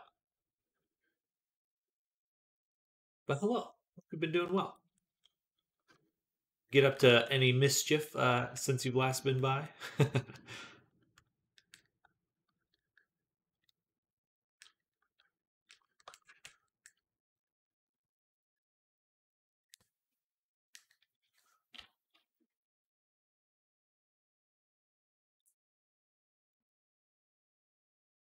Looks a lot easier on you. Well, thank you. Mischief.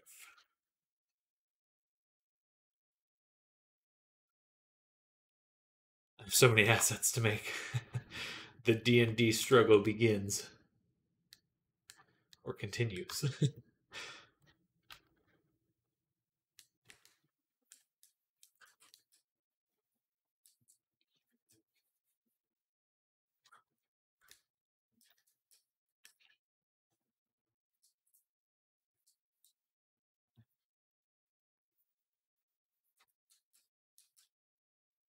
Should kind of make more noise right now. Make more noise. Yeah. That's my contribution. Just want to drill some holes in the wall. My goodness. In a good way or a bad way? You looking to retrofit your room?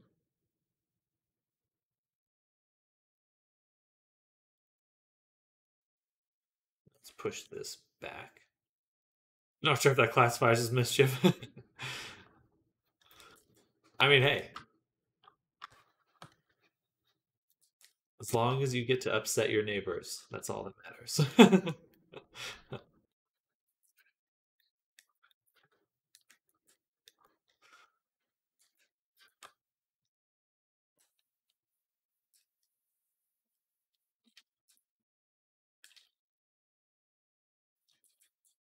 I think we'll still want to push in the ear a little.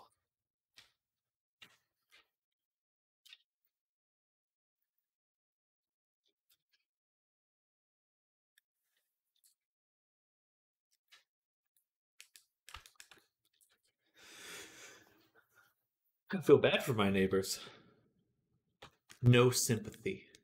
Destroy them.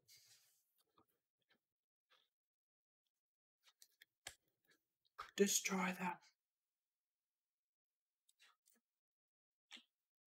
Oh, excuse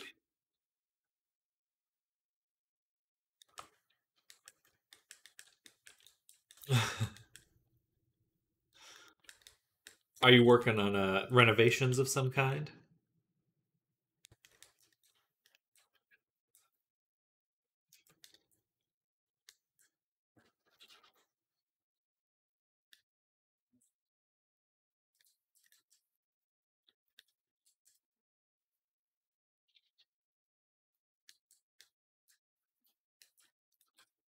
Oops, that's too much.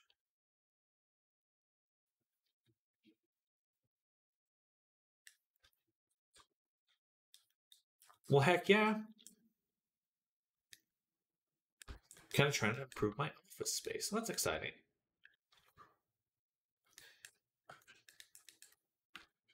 All right, let's make a backup copy. We've got good progress. Don't want to lose it. So go ahead and do this. Whip. One. Basic sculpt. Save. That looks pretty good. Proportionally, I think I have the torso a little bit longer than the drawing. So go ahead. Just kind of move up the hips and the torso like that. And then we kind of want to move the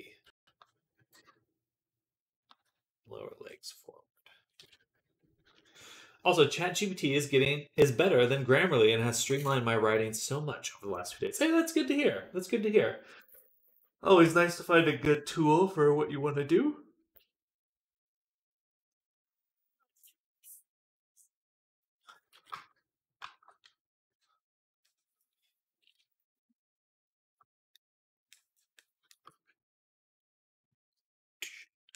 Okay, so we want to make the...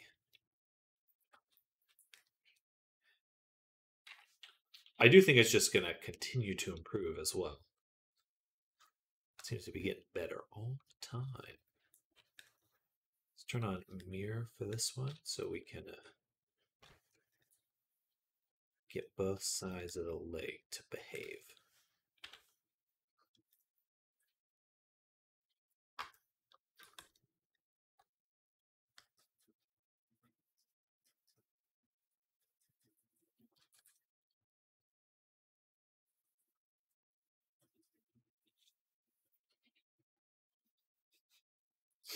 It understood my word vomit.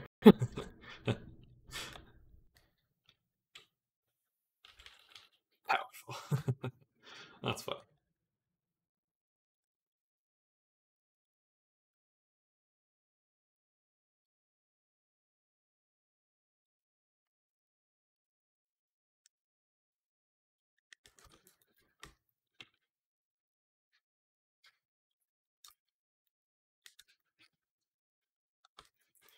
Bam.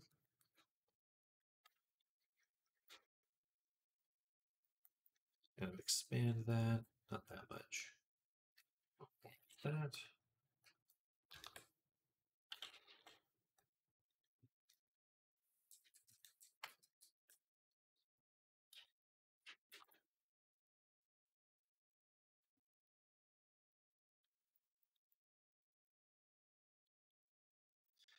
That may have been too much.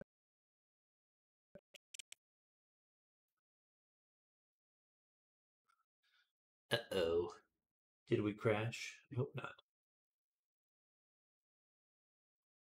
Well, it's kind of hard, right?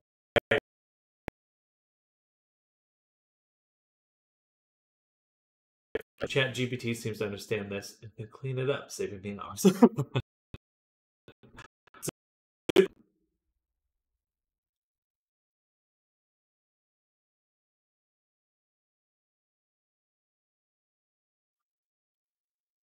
Please don't crash. At least I just saved. At least I just saved. Blender.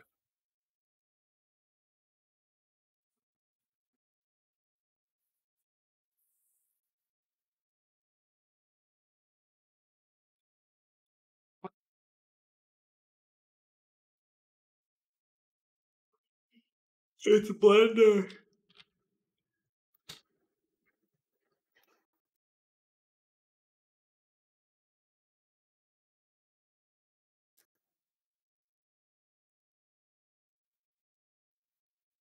No, it did crash. Shit. Okay.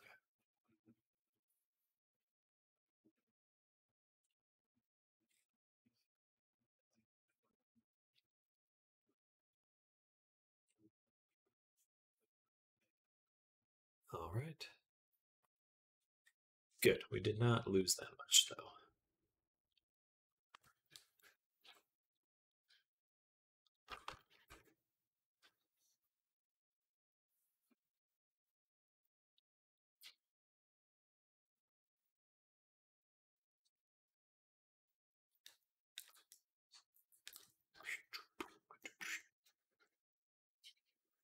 All right. Well, I'm back. That's pretty cool to see ChatGPT is helping out so much. And yeah, it does seem to be really good at that kind of sorting through noise in a way. I mean, that's kind of what it's built on. So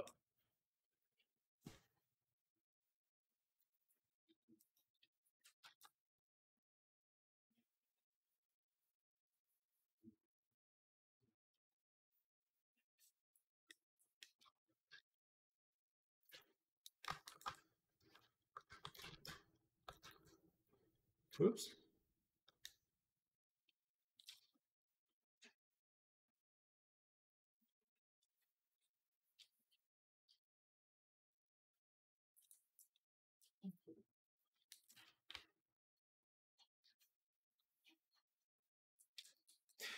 I've been hearing stuff about Unity moving to paid service. Is it going to affect VR and you as well?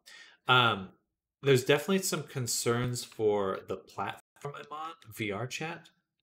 They may be a little hurt by this change. I'm hoping not, but potentially that's the most direct way it would affect me.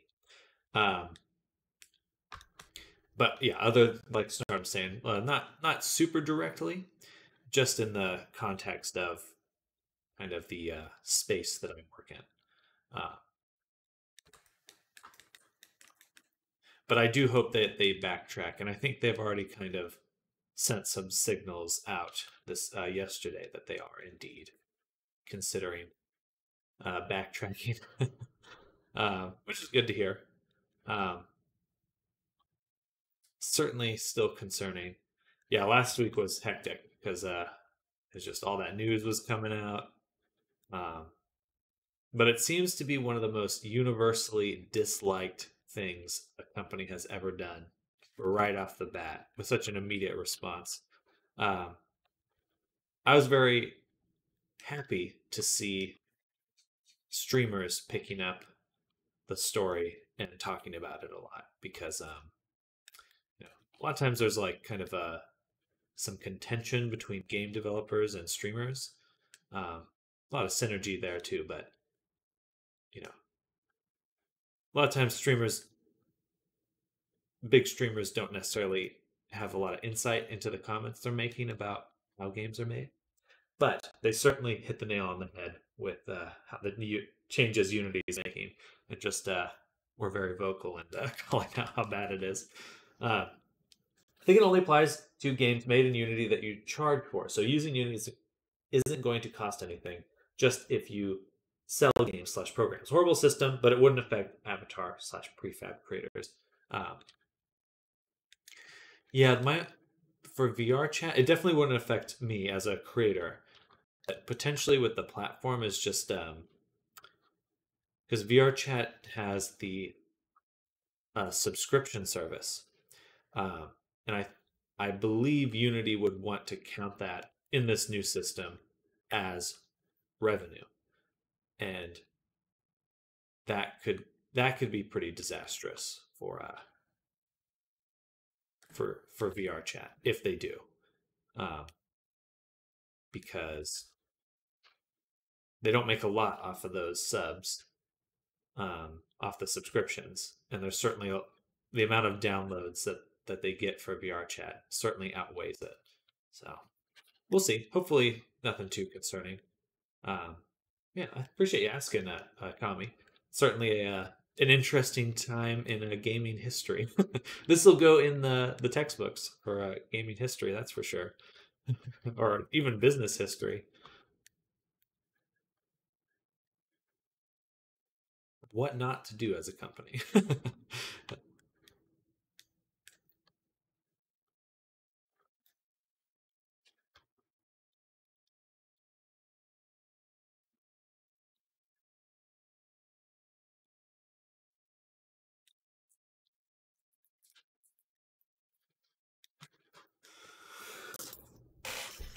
So there's no way to. Last thing they said was, "You seem angsty and confused. But you don't understand. So come up with an answer soon." That's dodgy though because it's free as a base.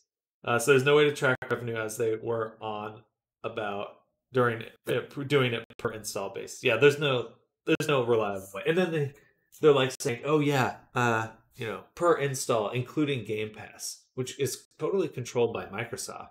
And so they're gonna like, are they gonna go after Microsoft for that money? It's like Microsoft is just gonna tell them to fuck themselves. So anyway, it's interesting. It's not just a new system. Imagine building your business on something in partnership, and then suddenly your partner alters the deal after years. Not good for business and brings insecurity financially. Thanks to feel up to date again. Good, good. Yeah, it's been an odd time. Very odd. But I think we're kind of seeing the fallout finally, or the hopefully some positive direction. We'll see though. Either way, Unity kind of fucked themselves, and I think this is probably the end of them in the long run. Their peak usage at this point.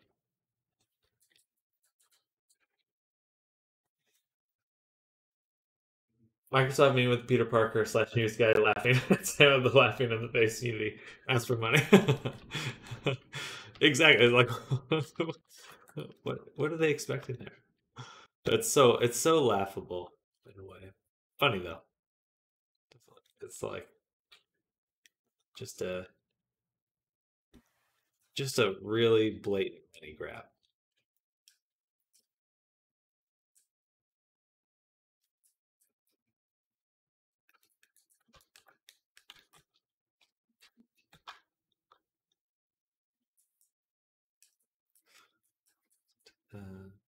Dun, dun, dun, dun.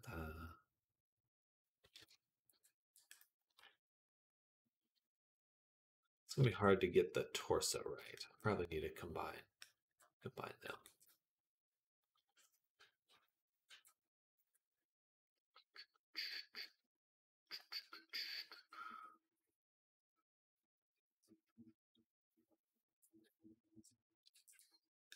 Mm-hmm.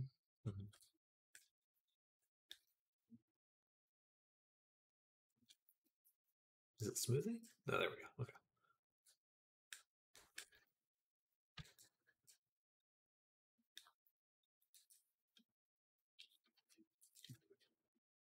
And let's move the back of the head here forward a little bit.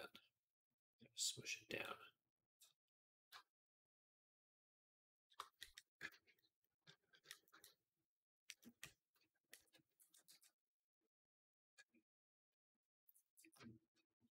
Bam. All right. Overall, though, looking pretty good. The nose is a little big. Object, origin to geometry. Right about there, so.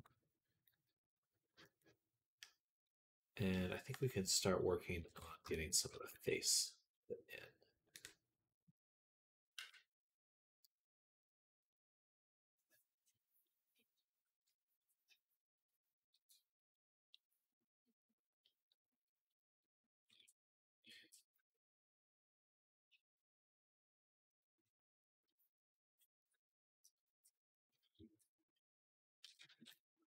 Should probably combine these two objects now. Let's go ahead and go File, Save Copy one more time. 2, save, combine these two, mesh them. Wow, not like that.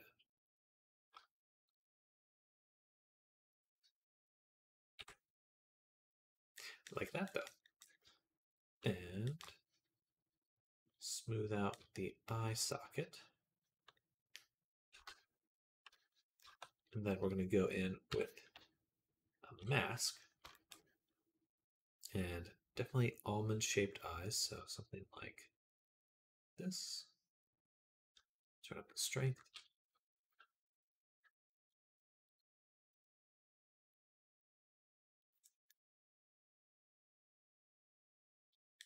A little bit bigger.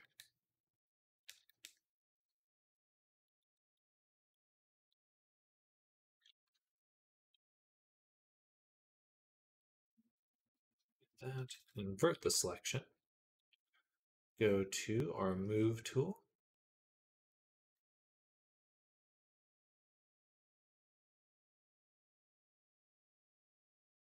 Move it back.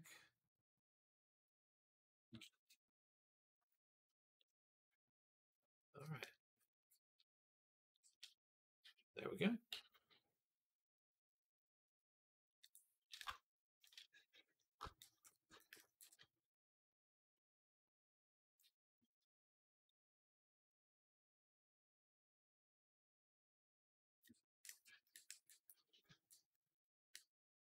Decent. Makes me feel like the jaw is too big. So I'm going to squish the face like that.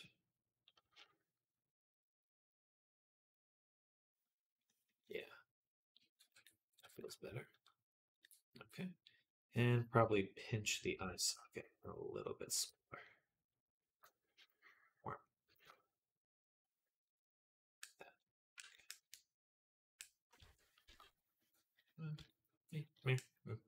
Okay. Leave it like that.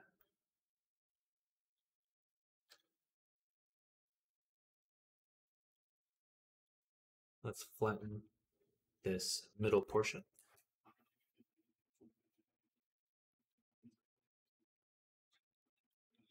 The sculpting reminds me of those wooden doll figurines you can adjust when trying to draw poses. Yeah. Especially at this stage, because all segmented and stuff.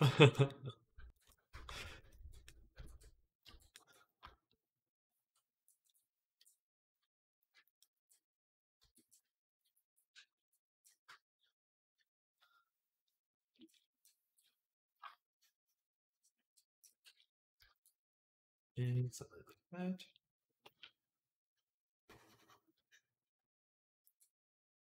Bam. Push that in as well.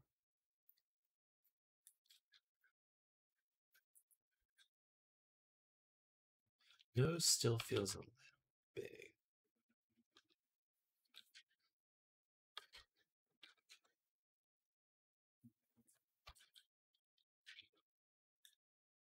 And it should.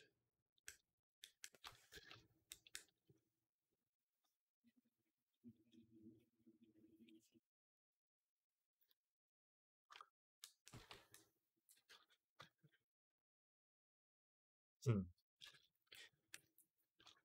going to be a challenge to get the face looking perfect. But we'll do it. We'll get there.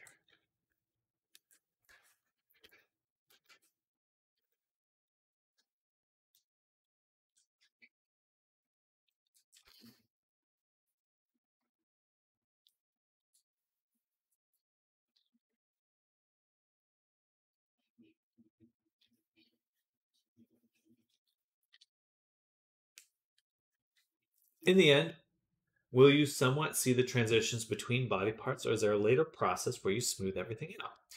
So the general process for what I'll be doing here is we're going to make a sculpture, and then we're going to make a mesh that fits over that sculpture. And that mesh that we fit over it, that's what we'll actually take into the game.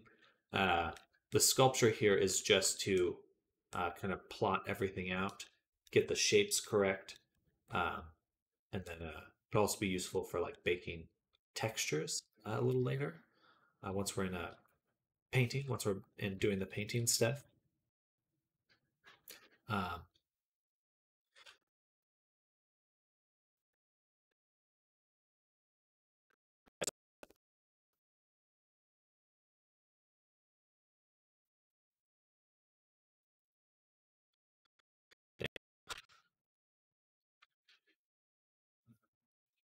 well, thank you. That's style games.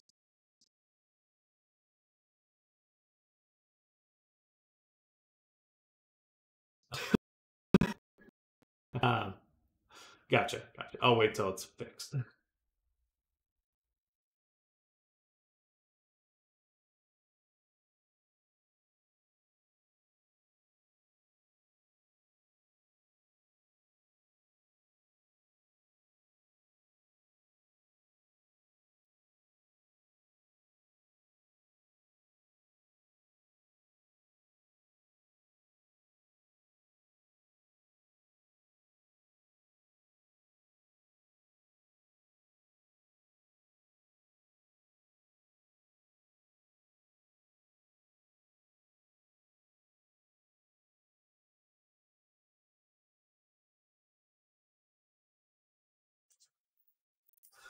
Fingers crossed.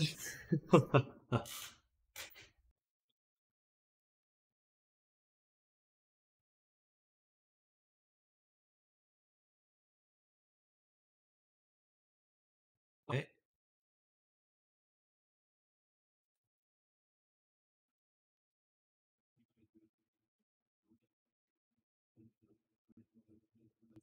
I think what it is that the scale is messed up. Something. So let me double check this. Uh, please save. Yes, yes, indeed. Um, something feels a little off. Okay, so this is one object now, and the scale is correct. When I go to R, I must just hit the limit on accident sometimes, right there.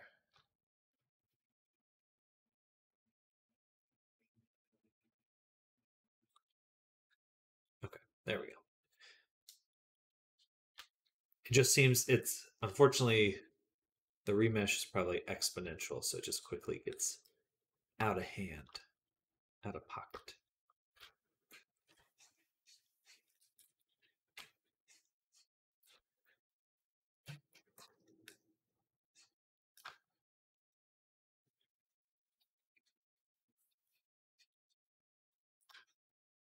There we go. Bada boom.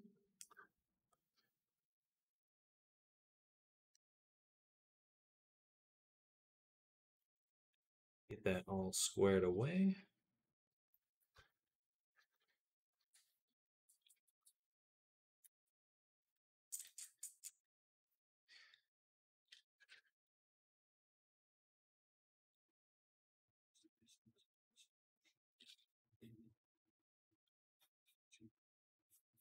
I'll probably smooth this out for the most part, but some sort of definition on the chest area. At least flatten it. Find the correct shapes.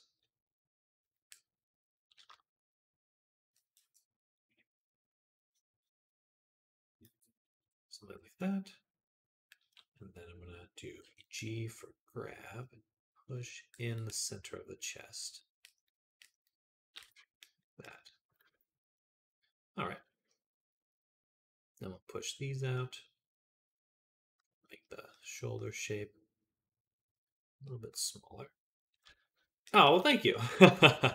I really do love the sculpting workflow. I kind of avoided it for a long time, but I'm really enjoying it right now.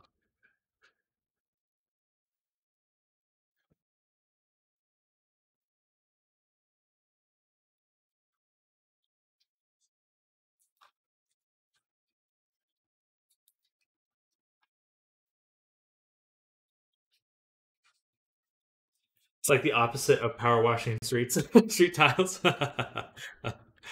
Still getting that dopamine hit, but going from vague to refined. That's funny.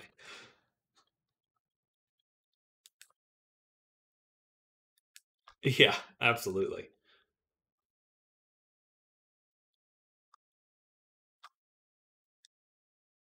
The shoulder does have this curve like that. So I want to bring this down. Make the shoulder a little sharper. But it does have this diamond shape. And raise this one up. Push that down.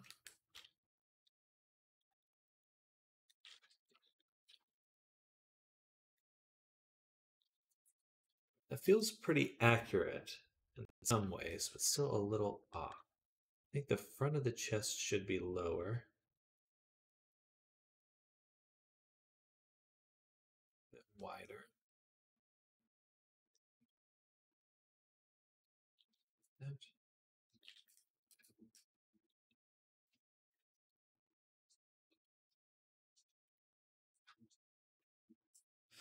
By the way, Sam, remesh shouldn't be exponential. I guess you had some scaling on OBJ before remeshing. I'm not sure. That's the second time that's happened, and it happened right after I merged two objects. Um. Oh no, you're fine. So I'm not sure if it is something like that. It just feels like when I join objects and then I remesh, that's when it's freeze. It's done that twice so far. So I'm not sure if it's thinking something's wrong or I'll also have to watch out for it next time I merge an object.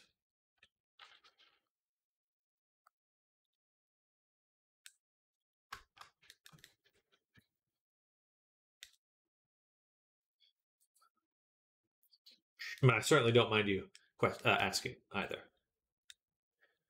Because it should be a set size. Otherwise, you come into the domain of Dynatopo. I think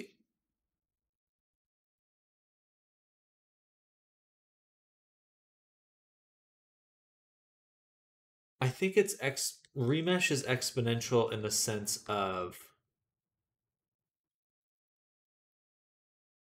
how much geometry it's making. Like you scale it linearly. Like okay, 0.01, but I think it's just trying to add like the maximum amount of remesh. Um, but I'm not entirely sure. Just seems to get a little laggy on those recombinations.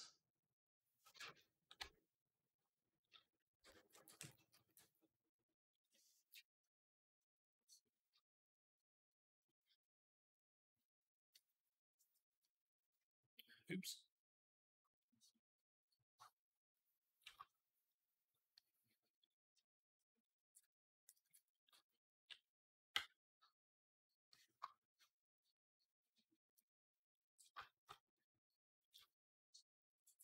Bam. And then let's see. Let's test this out. So we've got this one combined. Save. Now we have one object. This one. And we're going to remesh this. That wasn't bad. That wasn't bad. I must be hitting something else like on accident or something. Not sure though.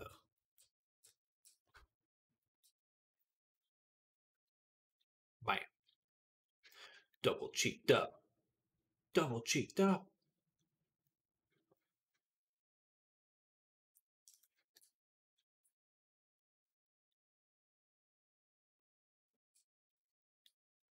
When you remesh, I see this grid. What is that?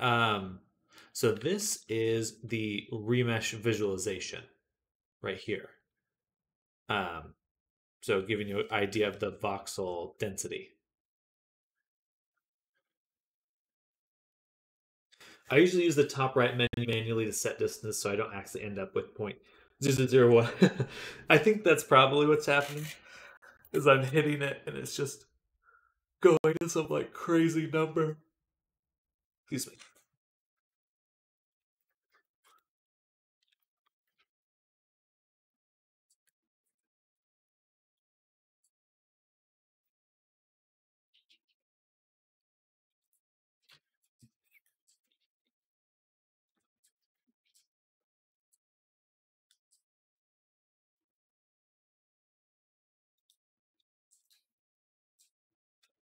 Excuse me.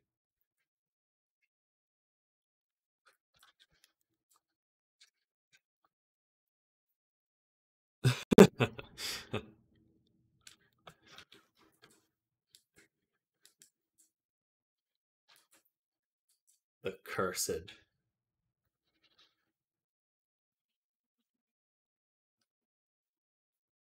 dino or remesh destruction.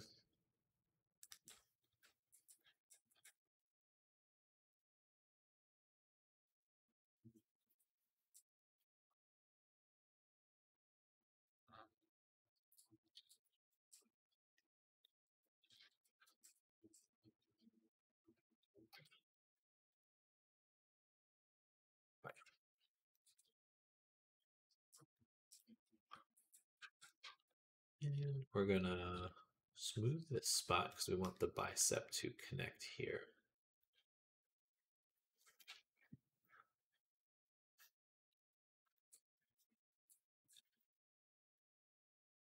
Easiest way to remember how the bicep and forearm link, it's like a chain link, like this. One is horizontal and the other one's vertical.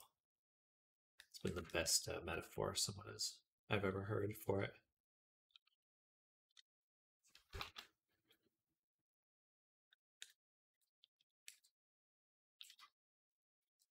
Or visualization metaphor? Not really a metaphor.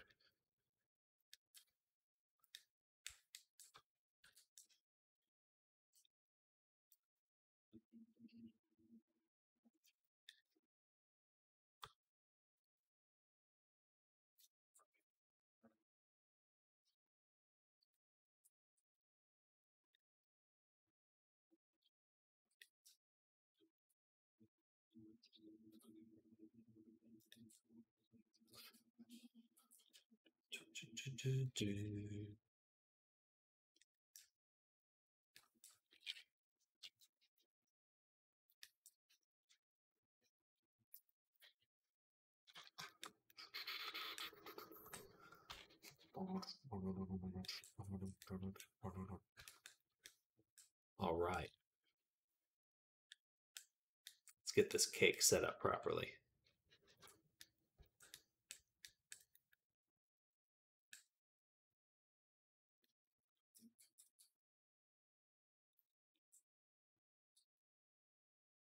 A little bit smaller. Let's turn up the resolution.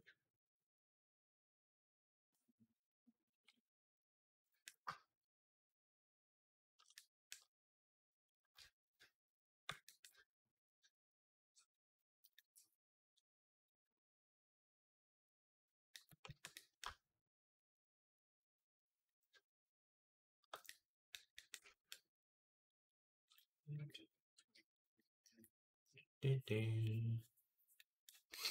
then push this part in too.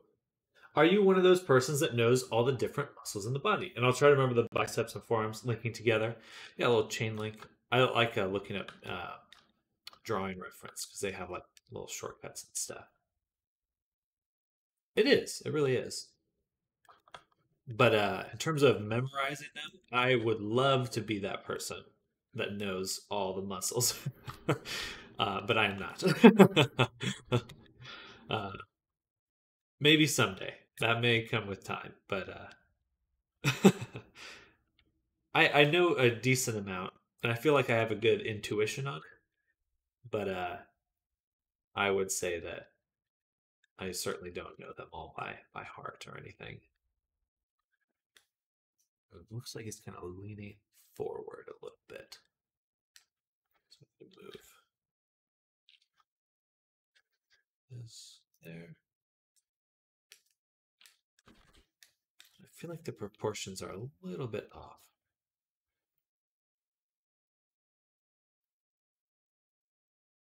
That. Just make the legs a little bit shorter. Then move the rest of the body down.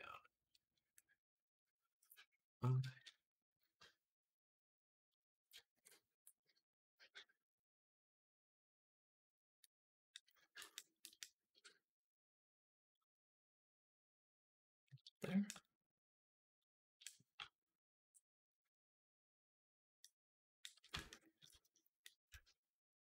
And once we get the toes in, it'll feel a little bit more even. But he does have a relatively short torso compared to his legs. So make the head a little bit bigger again.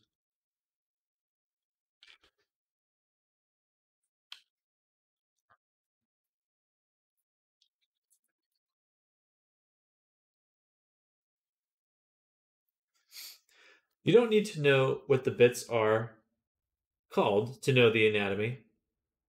And for most things, it's enough to know the general shapes that different body parts are, and you can extrapolate a lot from there.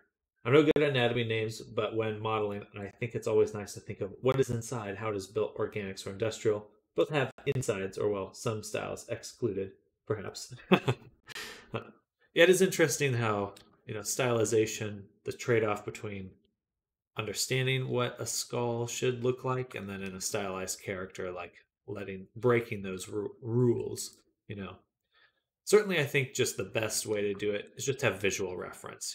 It's just like, you're never going to be able to know all the bones, but if you have some reference while you're working, just look up skeleton or anatomy reference or something, then you're pretty much good to go. A lot of people shy away from using reference images, but I think you really should just embrace it. Be like, so many times I spent like a lot of time just fussing with, oh, I'll figure out the shape just by moving the polygons around till it works. And it's like, you can do that, but it's just a lot easier to just go in and have know what you're looking at. Visually, in a visual way.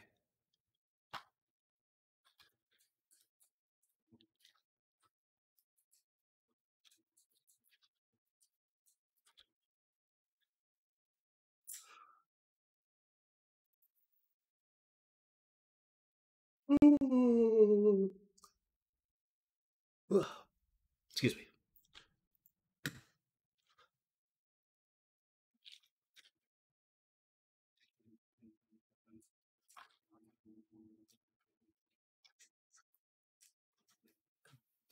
All right, let's think about the foot here.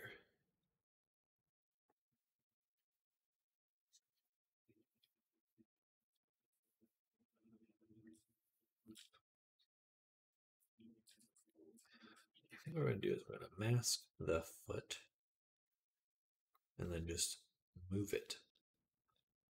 Move it. Because I like to move it.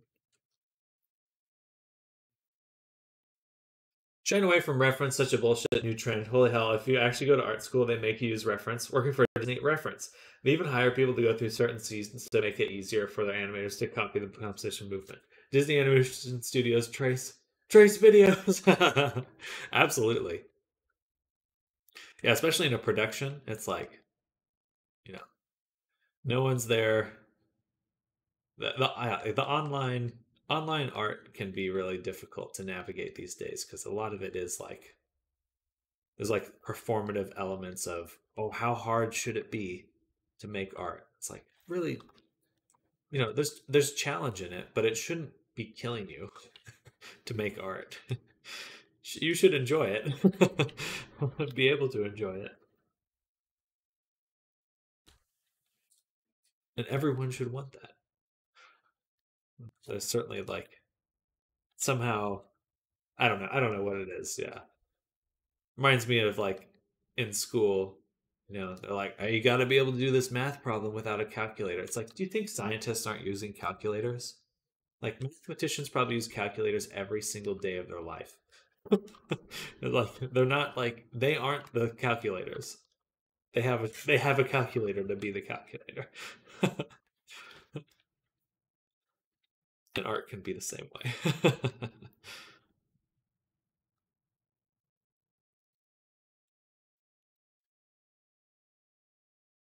A little lopsided here. I think I'm going to turn on bisect. Oh no. I have to remove this, turn on bisect. This one. Apply.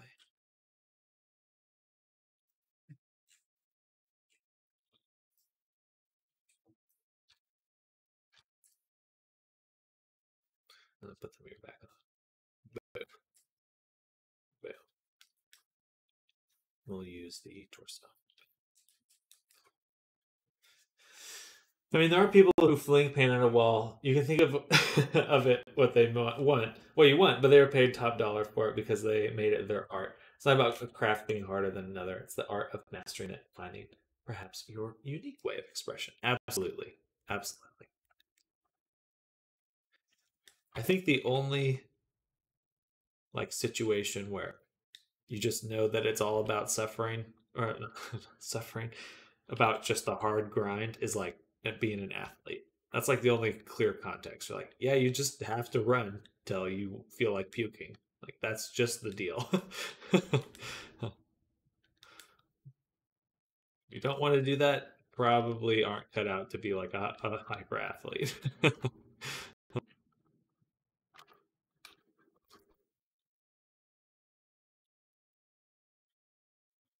That ain't your jam.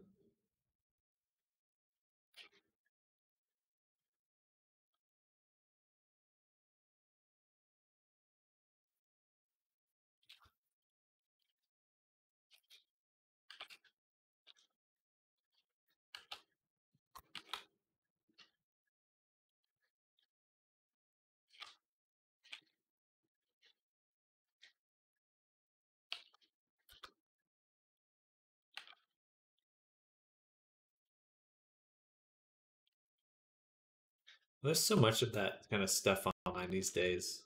Like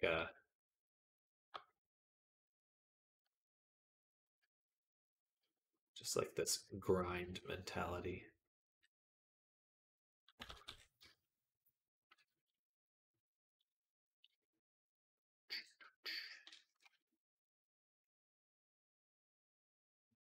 But I don't trust it.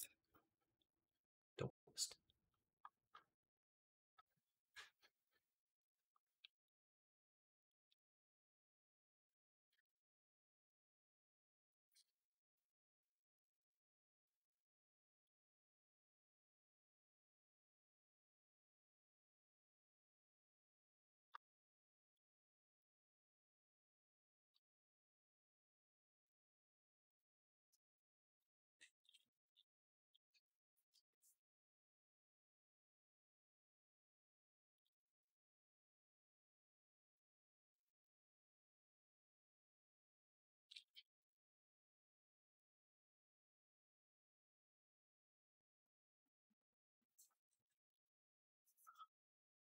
The drawings of Christie are amazing, to be honest, but I guess it's more of a half sideways, half frontal drawing this time. Imagining the reference is a little more difficult that way. Easier than some references, but easiest is yeah that like T pose, but sometimes a T pose flattens a character, So it's not. I don't mind having a character set up like this because it gives me an understanding of how they should look, and it's like might make things a little bit more difficult to line up, but it's a little more informative for the kind of like look and feel. That makes sense. uh, but certainly there are some challenging references we provided where it's like I only have like the top view. Remember, Greg Zoom Power was the robot one where he drew completely from sideways, frontal, etc. That was a that one was interesting because it's a robot, you know, and for a robot, that was like it was almost like a blueprint, which was kind of cool. Like this is the blueprint of the robot, you know. It reminded me of like a yeah, you're like a schematic. Um, and so that one felt accurate because it is all hard surface. Um, but for more organic shapes, having like a yeah, like Arctic saying 3/4 view, that helps a lot because there are some nuances there, some subtleties. Um,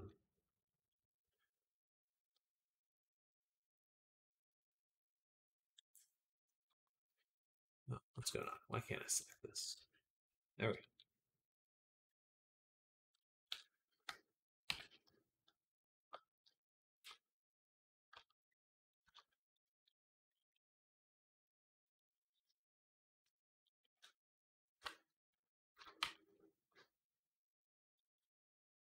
And turn off.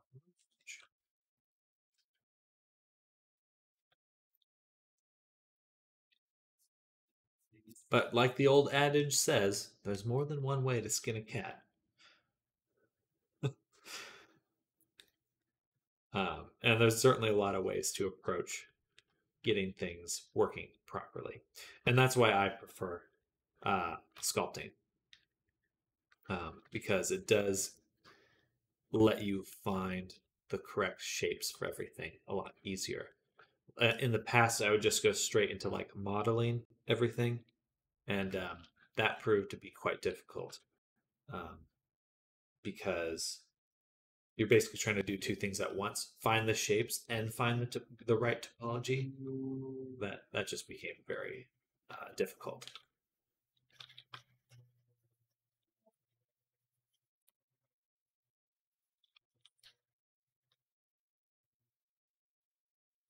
Toes feel too big.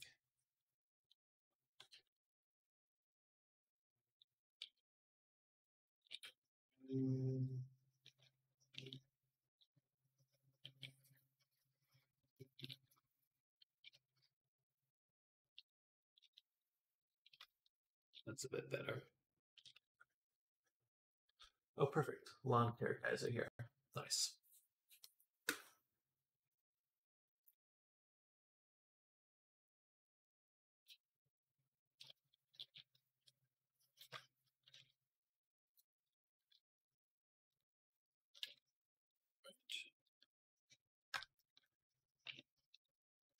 But more than anything, it all just comes down to making it a bunch.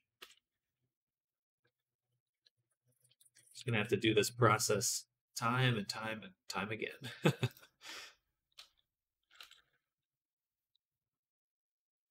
All right, so the shoulder width is thinner than the hip width. I need to squish that in. That's better. All right, put right about there.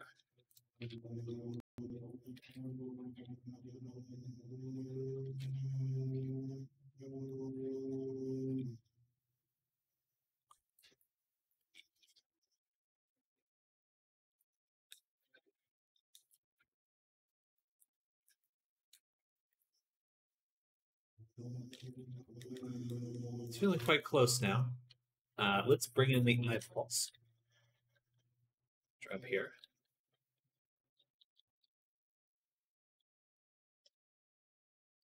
This will be a good way to place the character.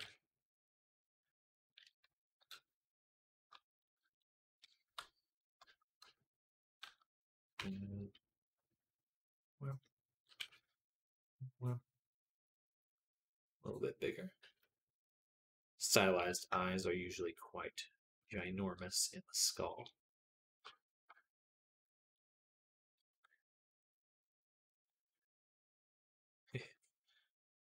We'll do a quick little mock-up of the icon. Like the story of the pottery teacher that split his class in two. One half had the task of making as many pots as possible. The more pots, better the grade. The other half had to make one pot for the entire semester. The better the pot, the better the grade.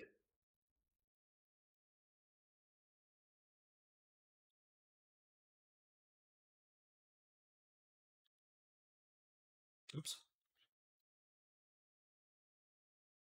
The end of the semester, after Group 2 had spent months researching and Group 1 months of throwing random pots, all the best pots were in Group 1. That makes a lot of sense to me. There's a lot of value in like online communities as well, because you can do a lot more experimentation in that way. The eyes are too close together.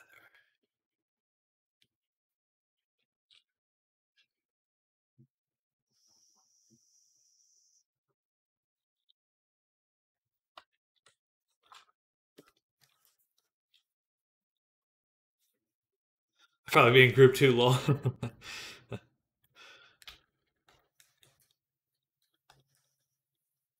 Just got to abandon the idea of perfection and focus on product. Product over perfection. This feels too big.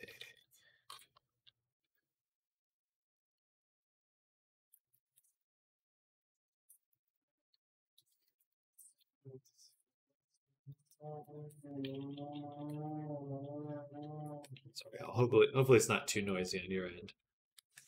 We're getting a landscapers coming through.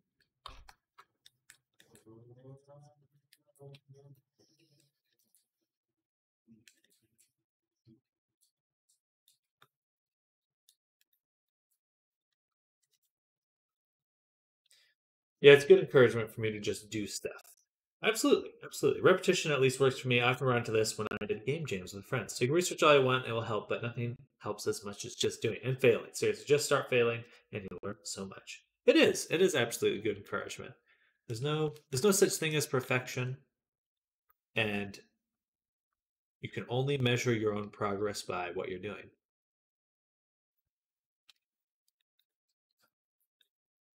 I always think of it as like a lot of people go like, "Oh, I want this person's style." You know, they're like, "I want to work in this kind of style." It's like the reality is no matter which way you approach it, you're going to end up doing it in your own style no matter what. But the only way to find that is by doing it.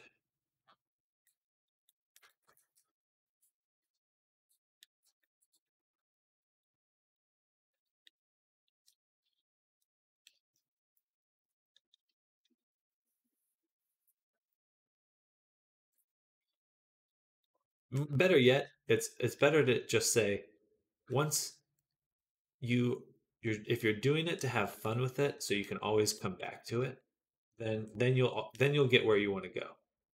You know, if doing it is the fun part, then you will end up exactly where you want to be in the long run.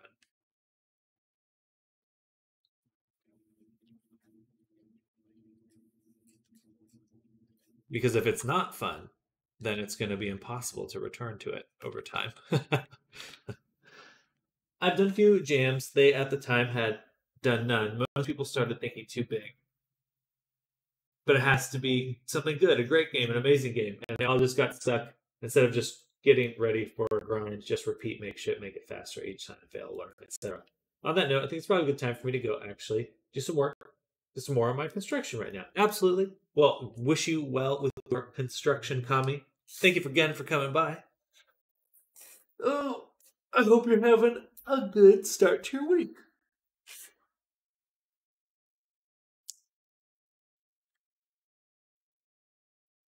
Absolutely. Motivation stream.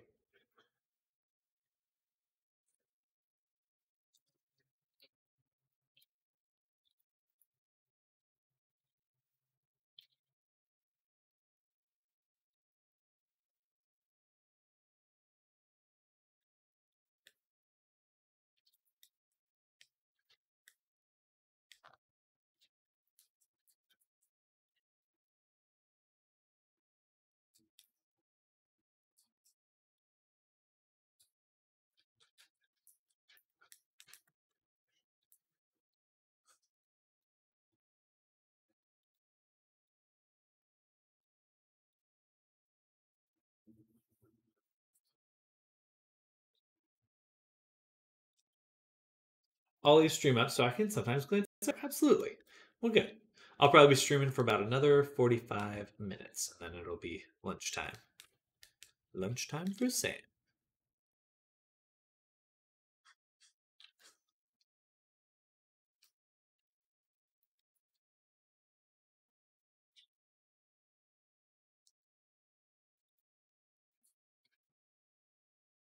This face is going to be a little challenging to make.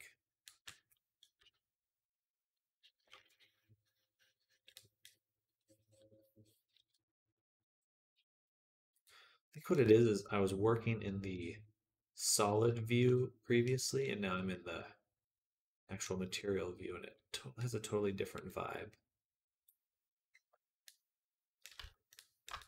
But I think it's better to see it in like the full context.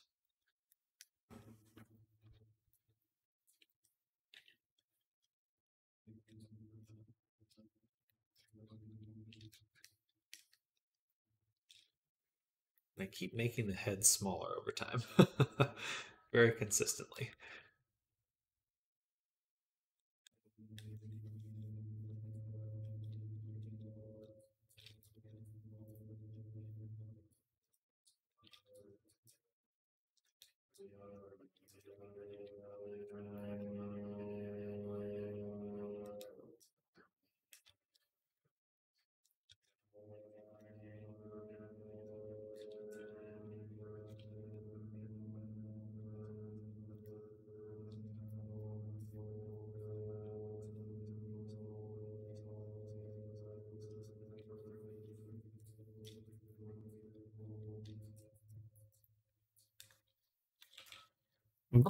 Hey, welcome back, Zoom.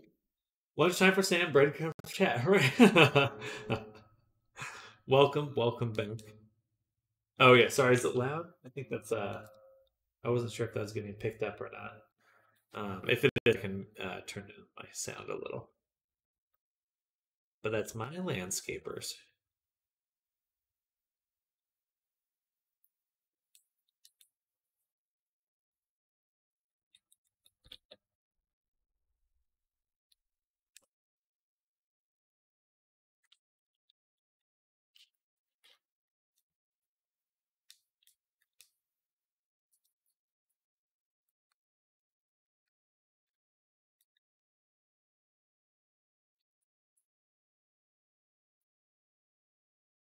It's like there are a monk chanting in the room next door. Weird.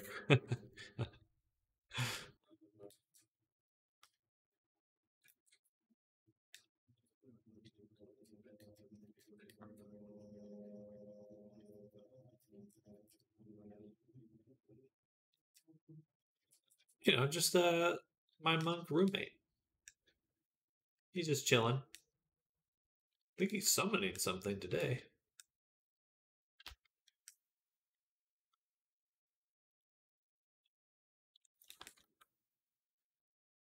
All right, let's get the hair in. I feel like I'm gonna have a hard time getting the face looking proper until I have a decent understanding of what the hair should look like. So let's start that. Gonna go in here. Boom.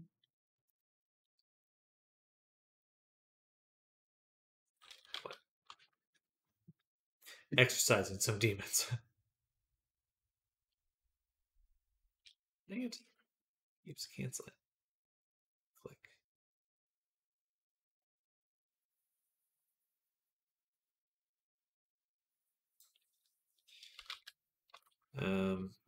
You know what? I'm just gonna use grease pencil. No, I might. Let's see if we can do that. My hand.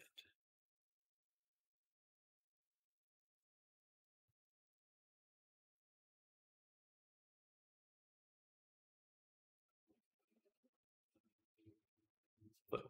All right. So we'll start with this.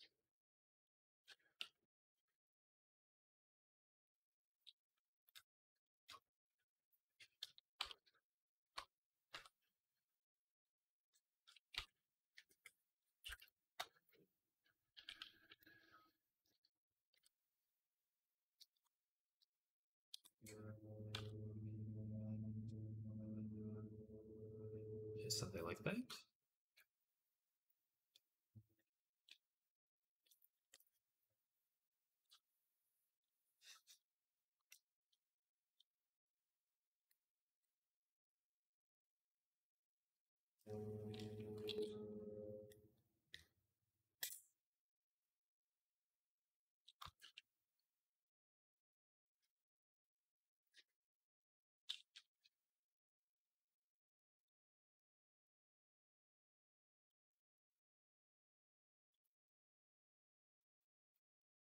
At least got the semblance of hair in. Exercising. They do his dark bidding. They make sure he stays fit. Swole demons.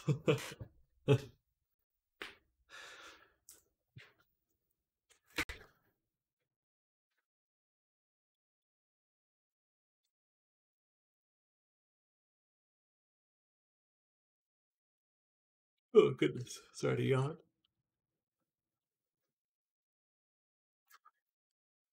I think he's gonna have to look just a little cross-eyed right now.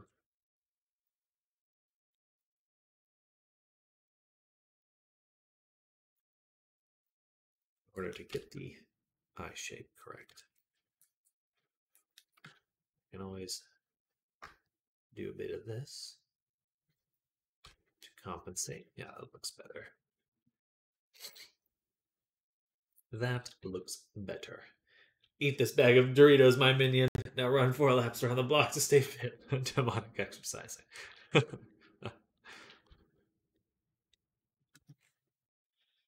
Okay, this is just going to be placeholder hair for now because I think I'm going to have to get a lot more detailed later.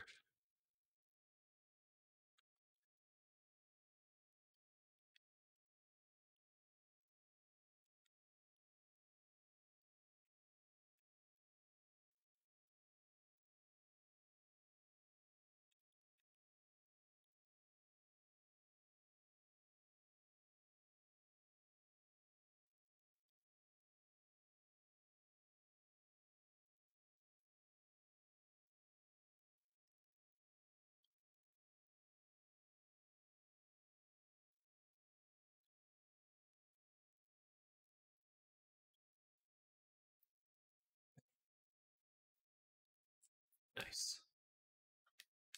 Now the neck is combined. Awesome.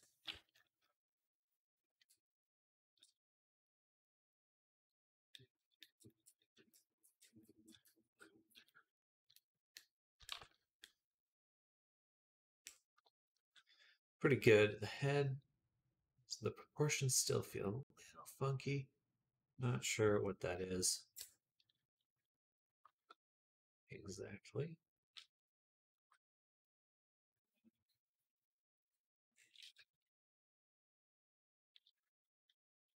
Actually, I mean, that looks better. That looks pretty good, actually. It's getting there. I would like to get I like how the back of the neck and head looks there. I'd like to recreate that, so I'm going to go in and carve out this section here.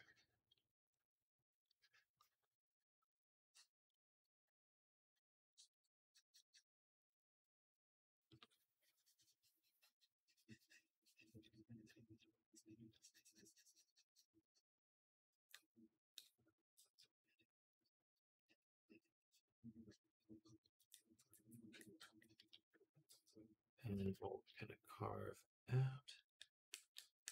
flatten it.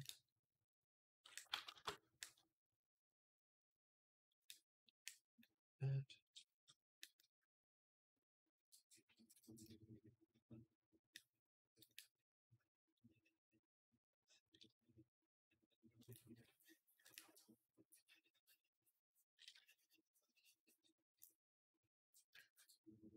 All right, much better.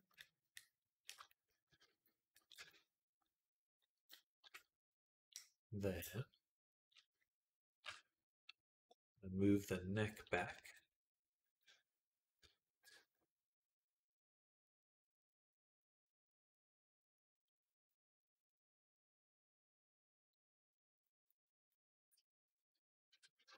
That helped. Yeah, I think that helped quite a bit, actually.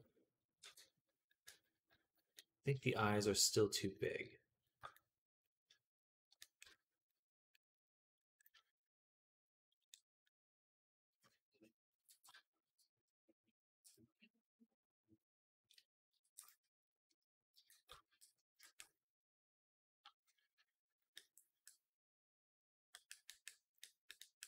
Hard to say.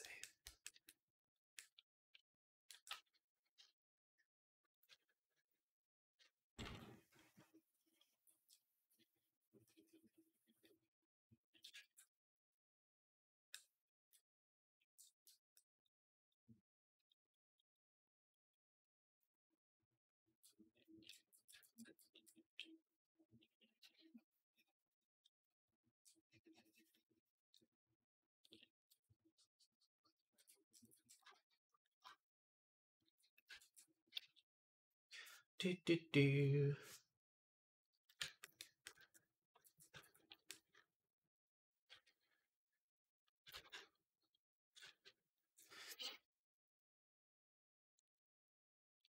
Does anyone feel like there's a pipeline for people who hate on furries eventually becoming furries? I'm not speaking from personal experience, just like having seen some people who like. I was in a VR chat world the other day,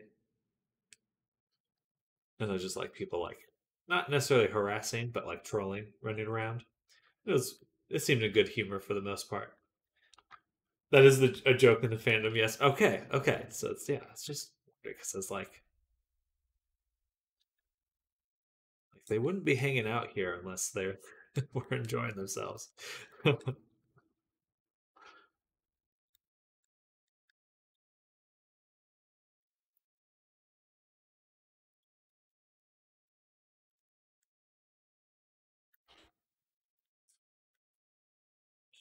Funny. It makes sense though.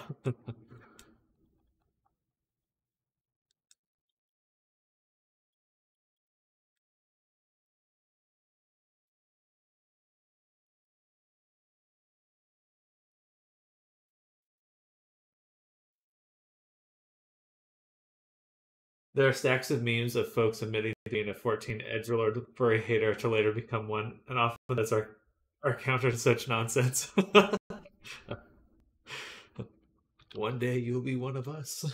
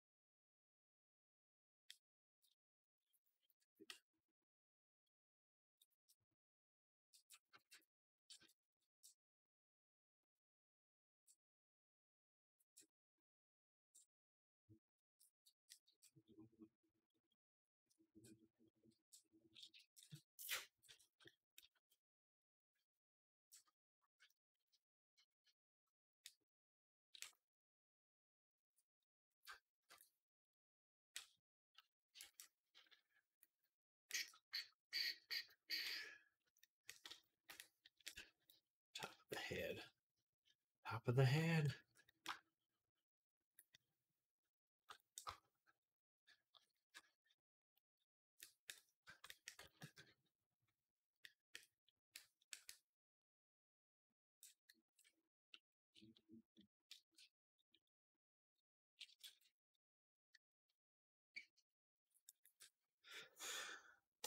Ah, the styrofoam cut.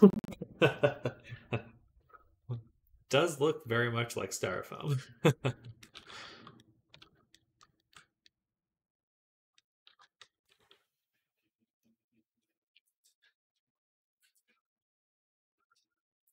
What kind of haircut you want today? Give me the styrofoam. The classic styrofoam.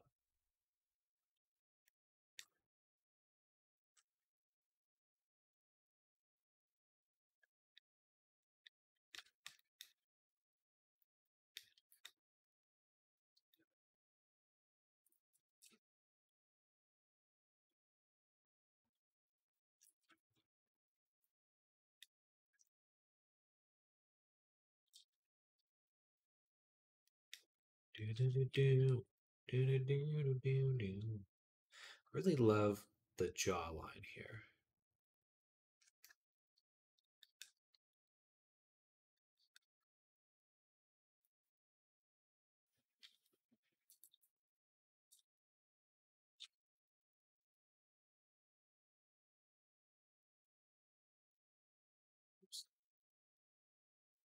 I don't know what button that was.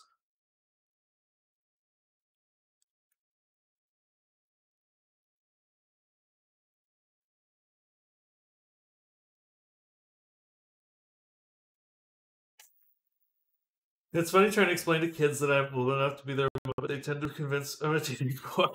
Why did you do this to me, boys? The curse. The curse. I was surprised to be on there the other day, and people are like, I was like, yeah, I'm 32, and people are like, no, you're not. It's like, I guess my voice doesn't sound it, but I'm definitely there. It's not a matter of opinion.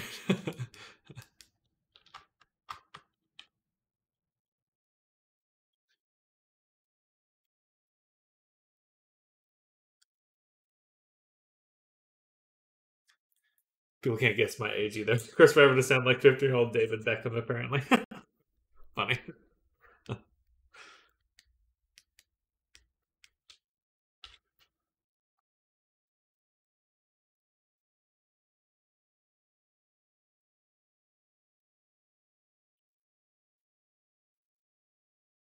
Maybe it's just, being on the internet, I guess.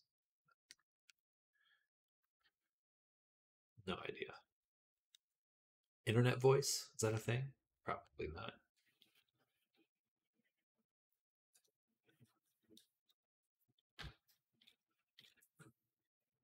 Well, I mean, maybe. Maybe it is like almost like an accent. So there's that phenomenon where like people sound like YouTubers. It's like the transatlantic accent from the 1950s and stuff. The made up American accent. I don't know. I had to unlearn my customer service voice from when I was streaming. Maybe that's it. Maybe it's the customer service voice. Finally working on the avatar again. Heck yeah. Welcome, Paint. Welcome, welcome. What does AudioLink do? AudioLink is where you can drive animations or visuals on your character based on the sound. So if you're in a world like music, your character will react to the music. Exactly. Exactamundo. And it's pretty cool. It's pretty cool. Not something I utilize very often, but probably will in the future.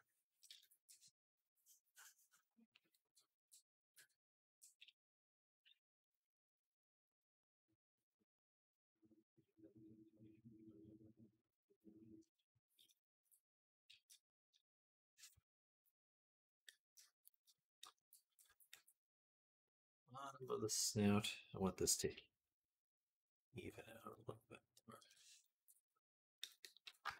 Even Stevens.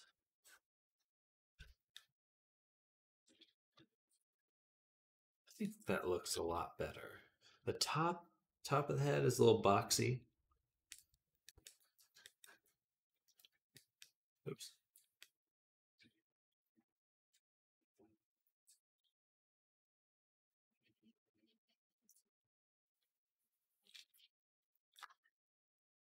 I'm just going to round that out. And we will need some sort of indentation for eyebrows and stuff.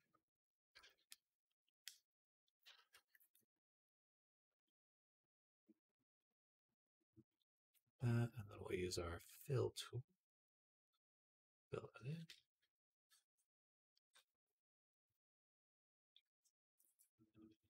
give a little bit of a brow.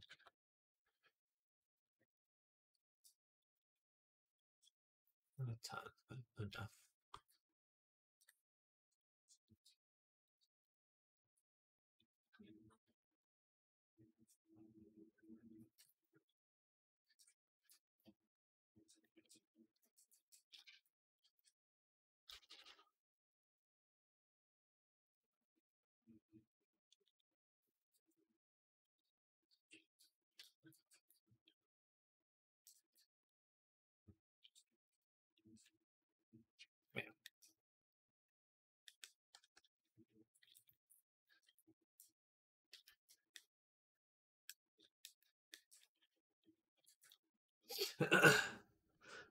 Oh, okay. So now I know I don't need it. I like fancy, but not that fancy.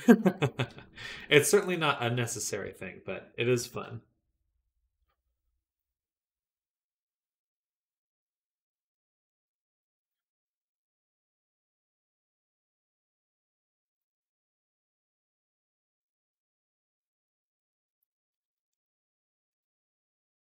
Better, better. I'm not going to finalize the head until I get back from lunch. So I want to just review it with a fresh set of eyes before really moving forward with the final version.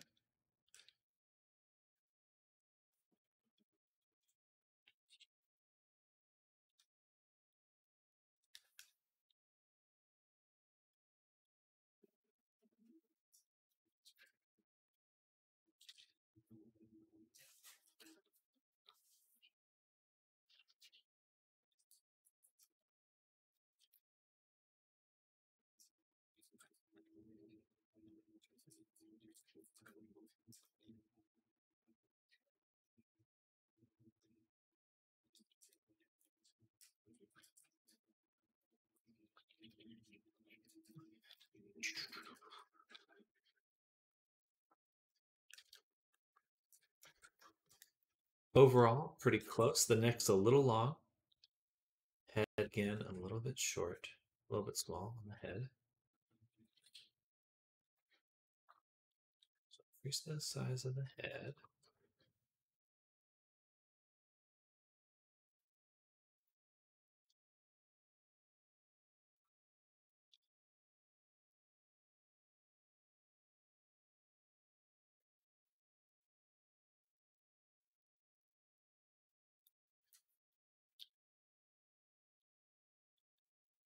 That looks a lot better.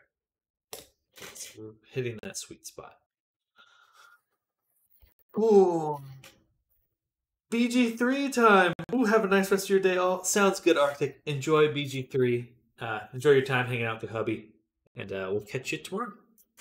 Have a good Monday. Bye.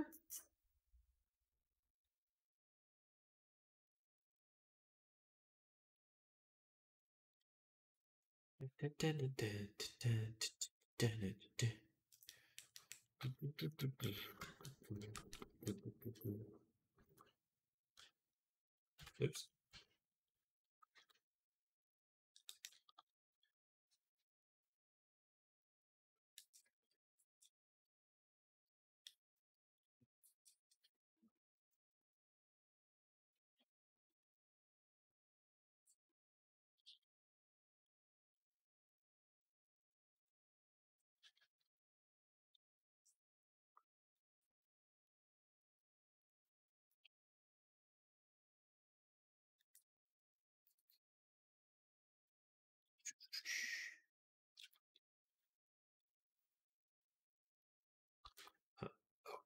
Wrong.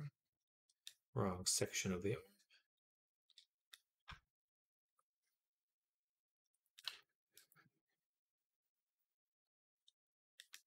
Should I add both VR Fizzbones and VR Fizzbone Collider? Colliders are not as necessary as Fizzbones. Fizzbones are just for things you want to move, like tails, ears, butt, that kind of thing. Anything you want to jiggle or wiggle. And then the colliders are used to prevent them from moving into certain things. So for tails, usually people don't add colliders unless it's like going to touch the floor or it keeps accidentally flying through the body or something like that. Then you might add some colliders to prevent it from moving into those places.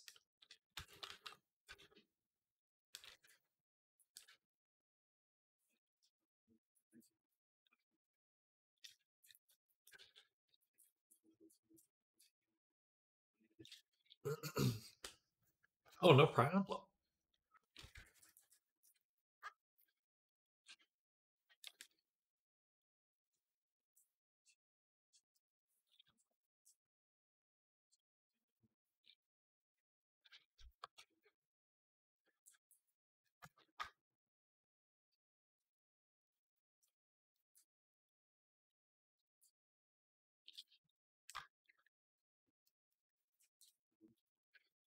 Yeah, temporal butt crack.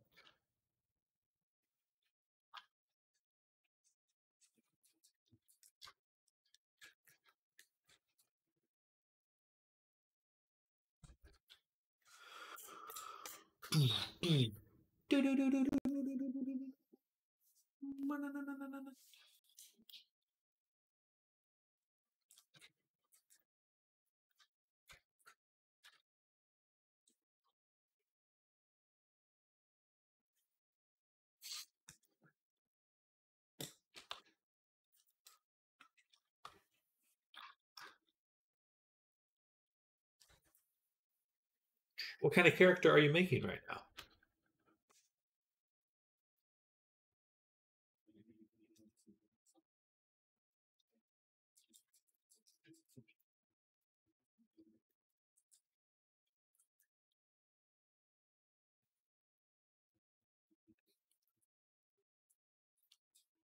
It's pretty darn good, I would say.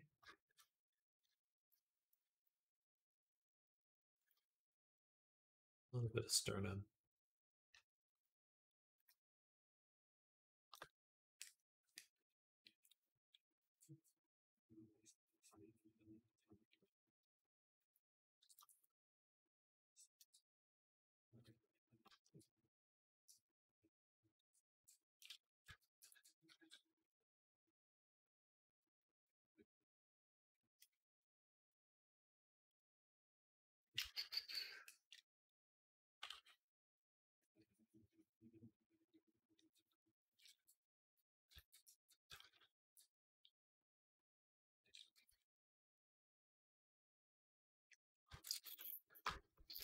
It'd be fun to do more morning sculpts where I just focus on making a body. Because then I can have a bunch of like base bodies ready to go. That'd be really fun.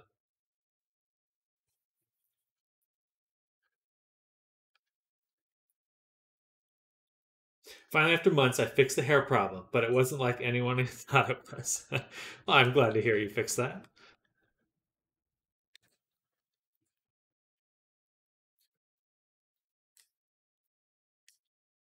Good to find a solution.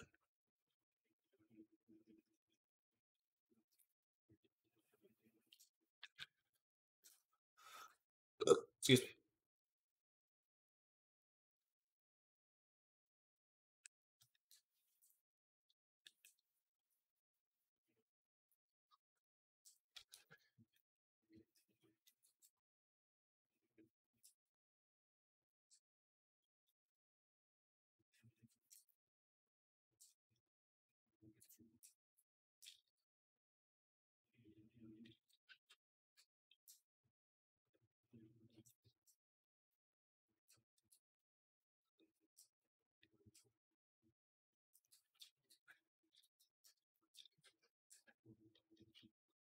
I could probably combine the butt with the leg.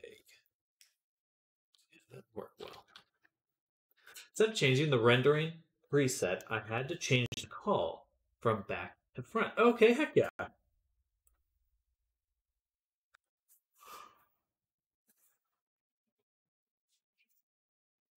Typically, that might mean your hair is inside out, but if it works, it works. But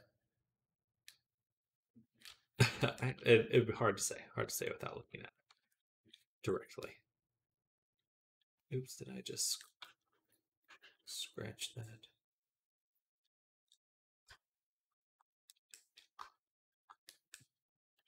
don't want a bulge, but I just do want to imply Ken doll groin.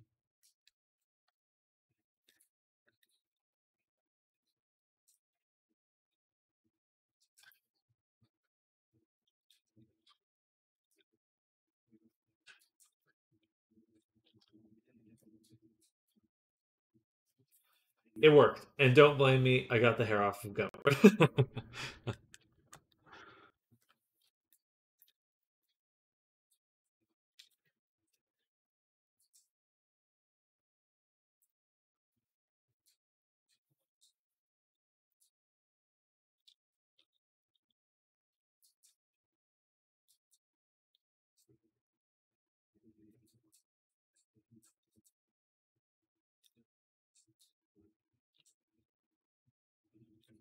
Bam. And just want a little bit more love handle there. Pelvis, pelvic bone.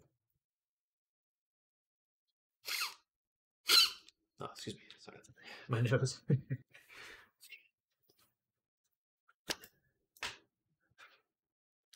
All right, let's focus on the ear a little more. Get this sorted. So first, let's get the general shape down as much as possible. And then we'll focus on some more detailed changes. Get that trim on the ear.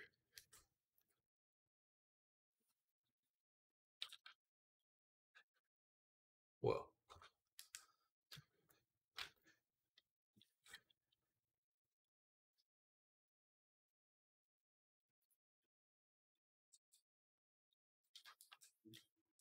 So there's like a point that it does come together here.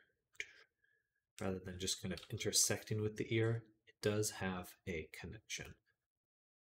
So let's try to make that.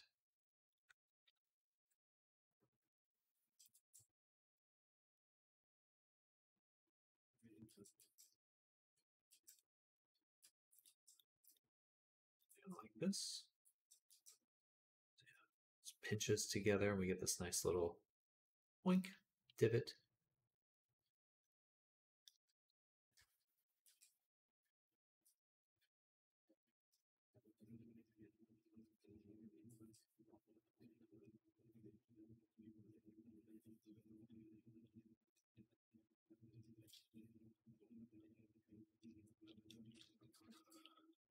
That looks weird. It's because it kind of looks like it's a lane on it. I need to straighten out this edge.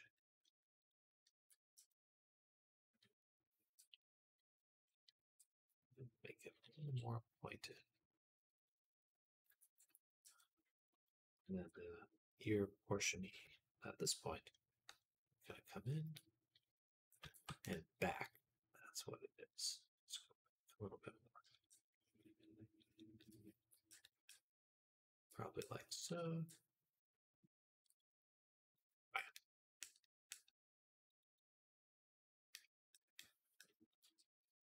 And let's mask this spot, invert, throw it a little bit. So this is connection point between the ear and the head. Oops. Well, it doesn't look like it messed up that too much.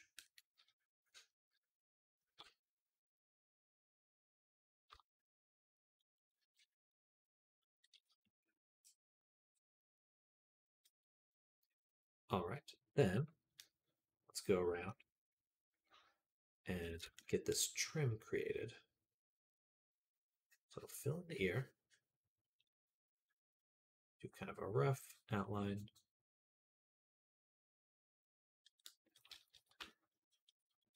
And bam, bam, invert, or yeah, invert.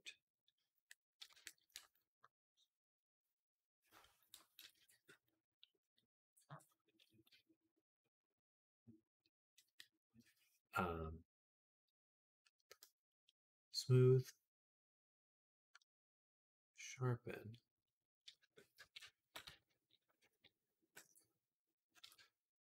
then mesh filter. We can push it in a little. All right, you know what? We'll go the other way. Push it out a little. Just actually, actually, we'll go around the edge and inflate it so we can be a little bit more precise with this. That should create a nice little trim. Invert the selection again. So we will do the filter. Just a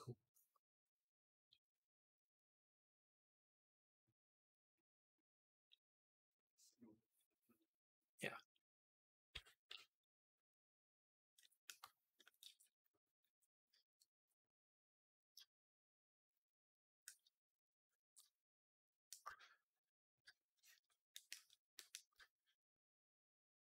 I don't want to get rid of it. Okay. Now we can create this little cut. Here is here. That.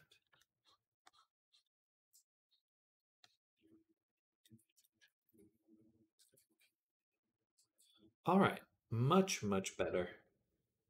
Getting very close to the reference now. We're going to be having our work cut out for us when we get back after lunch.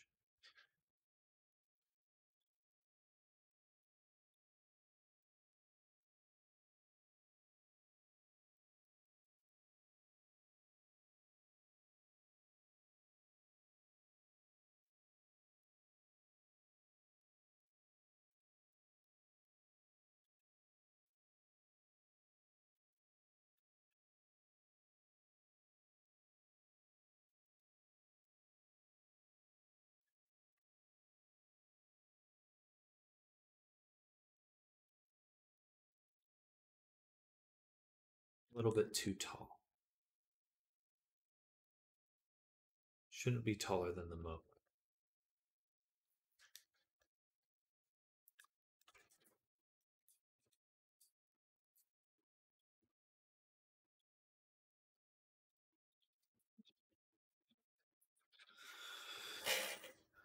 Probably still a little bit big on the ear.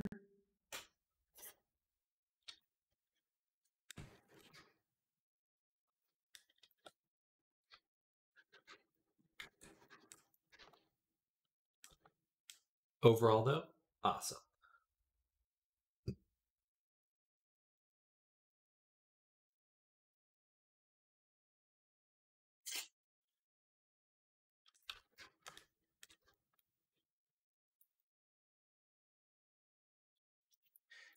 We got 7 minutes before lunch. I'm just going to make a quick mock-up of the tail.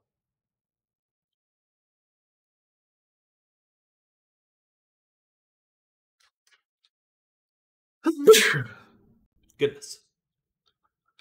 Sorry about that.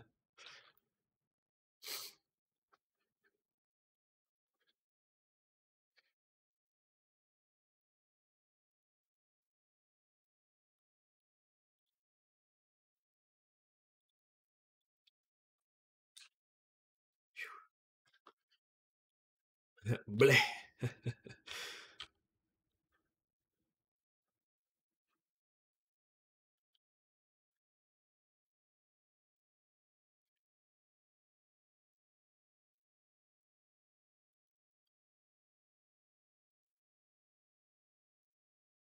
Subdivision. Surface.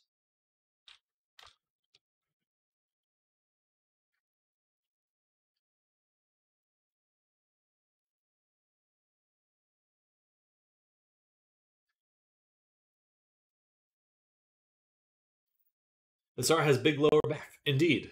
Got that boot. Got that booty. Hey there, Kaiser.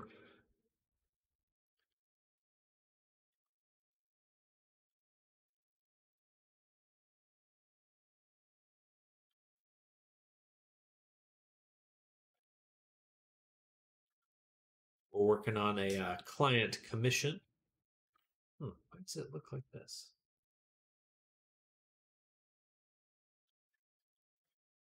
There we go.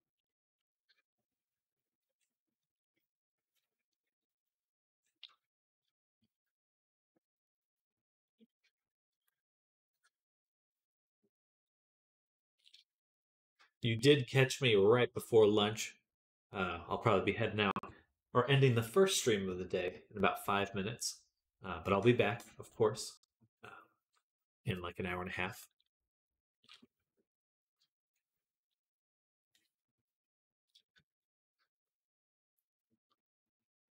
Lower the belly button. Probably actually the full pelvis as well. A little bit more.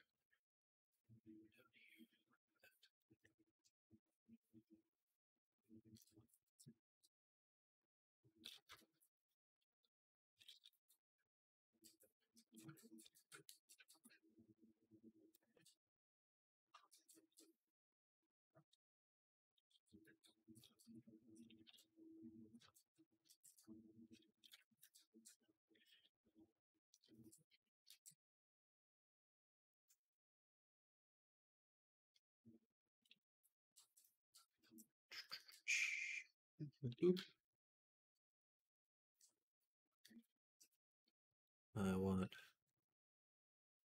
belly button.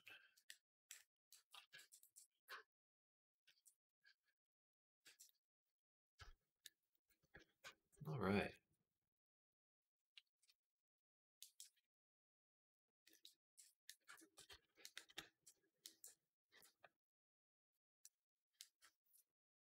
Looking good, I think so. We'll do a little pretty solid block out for just a morning session. Let's change up the lighting. Somehow, I always tend to go wild with sculpting, breaking the mesh, then spend time smoothing out the flipper merge parts, only for me to return the same blob shape.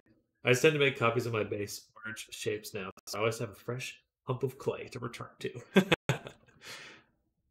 As long as you've got your system down.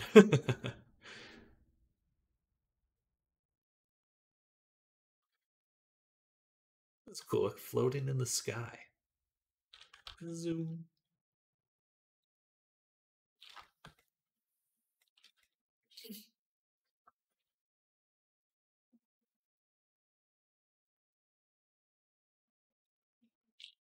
The gray is nice because it picks up so much. No. My system is just set for failure. I believe in you, Zoom. Or Snardom. So my apologies. I believe in you. Not the best way I'd say, well, maybe I'll learn something if I hit my head off of that. That's my initial metaphor for art, for getting good at art was two. I had two good metaphors. Imagine you wanted to make a mountain, but you only had cans of paint. So every day you had a layer, you had to paint one layer and wait for it to dry. And the next day you had to paint another layer. And eventually you'd make a mountain. And the other one was headbutting through walls for ad nauseum. All right, y'all. It is time for me to go on lunch. For anyone new here, I break my up into 2 streams. So I will be back in about an hour and a half. So hit that follow button if you're new. We'll be working more on our boy, what's his name again? Christy here. We're going to be doing the retopology hopefully by the end of the day. So look forward to that. It's a fun process. But Snardom, Zoom, Kaiser, Pink, Tommy, Era, Arctic, Val, if you're out there, anyone else that will be lurking, thank you all for hanging out with me this morning. And looking forward to spending the rest of Monday with y'all, kicking butt, taking names, making models. That's the plan. So I'll see you then. But enjoy your time in the meantime. See y'all pretty soon. Bye, everyone. Bye.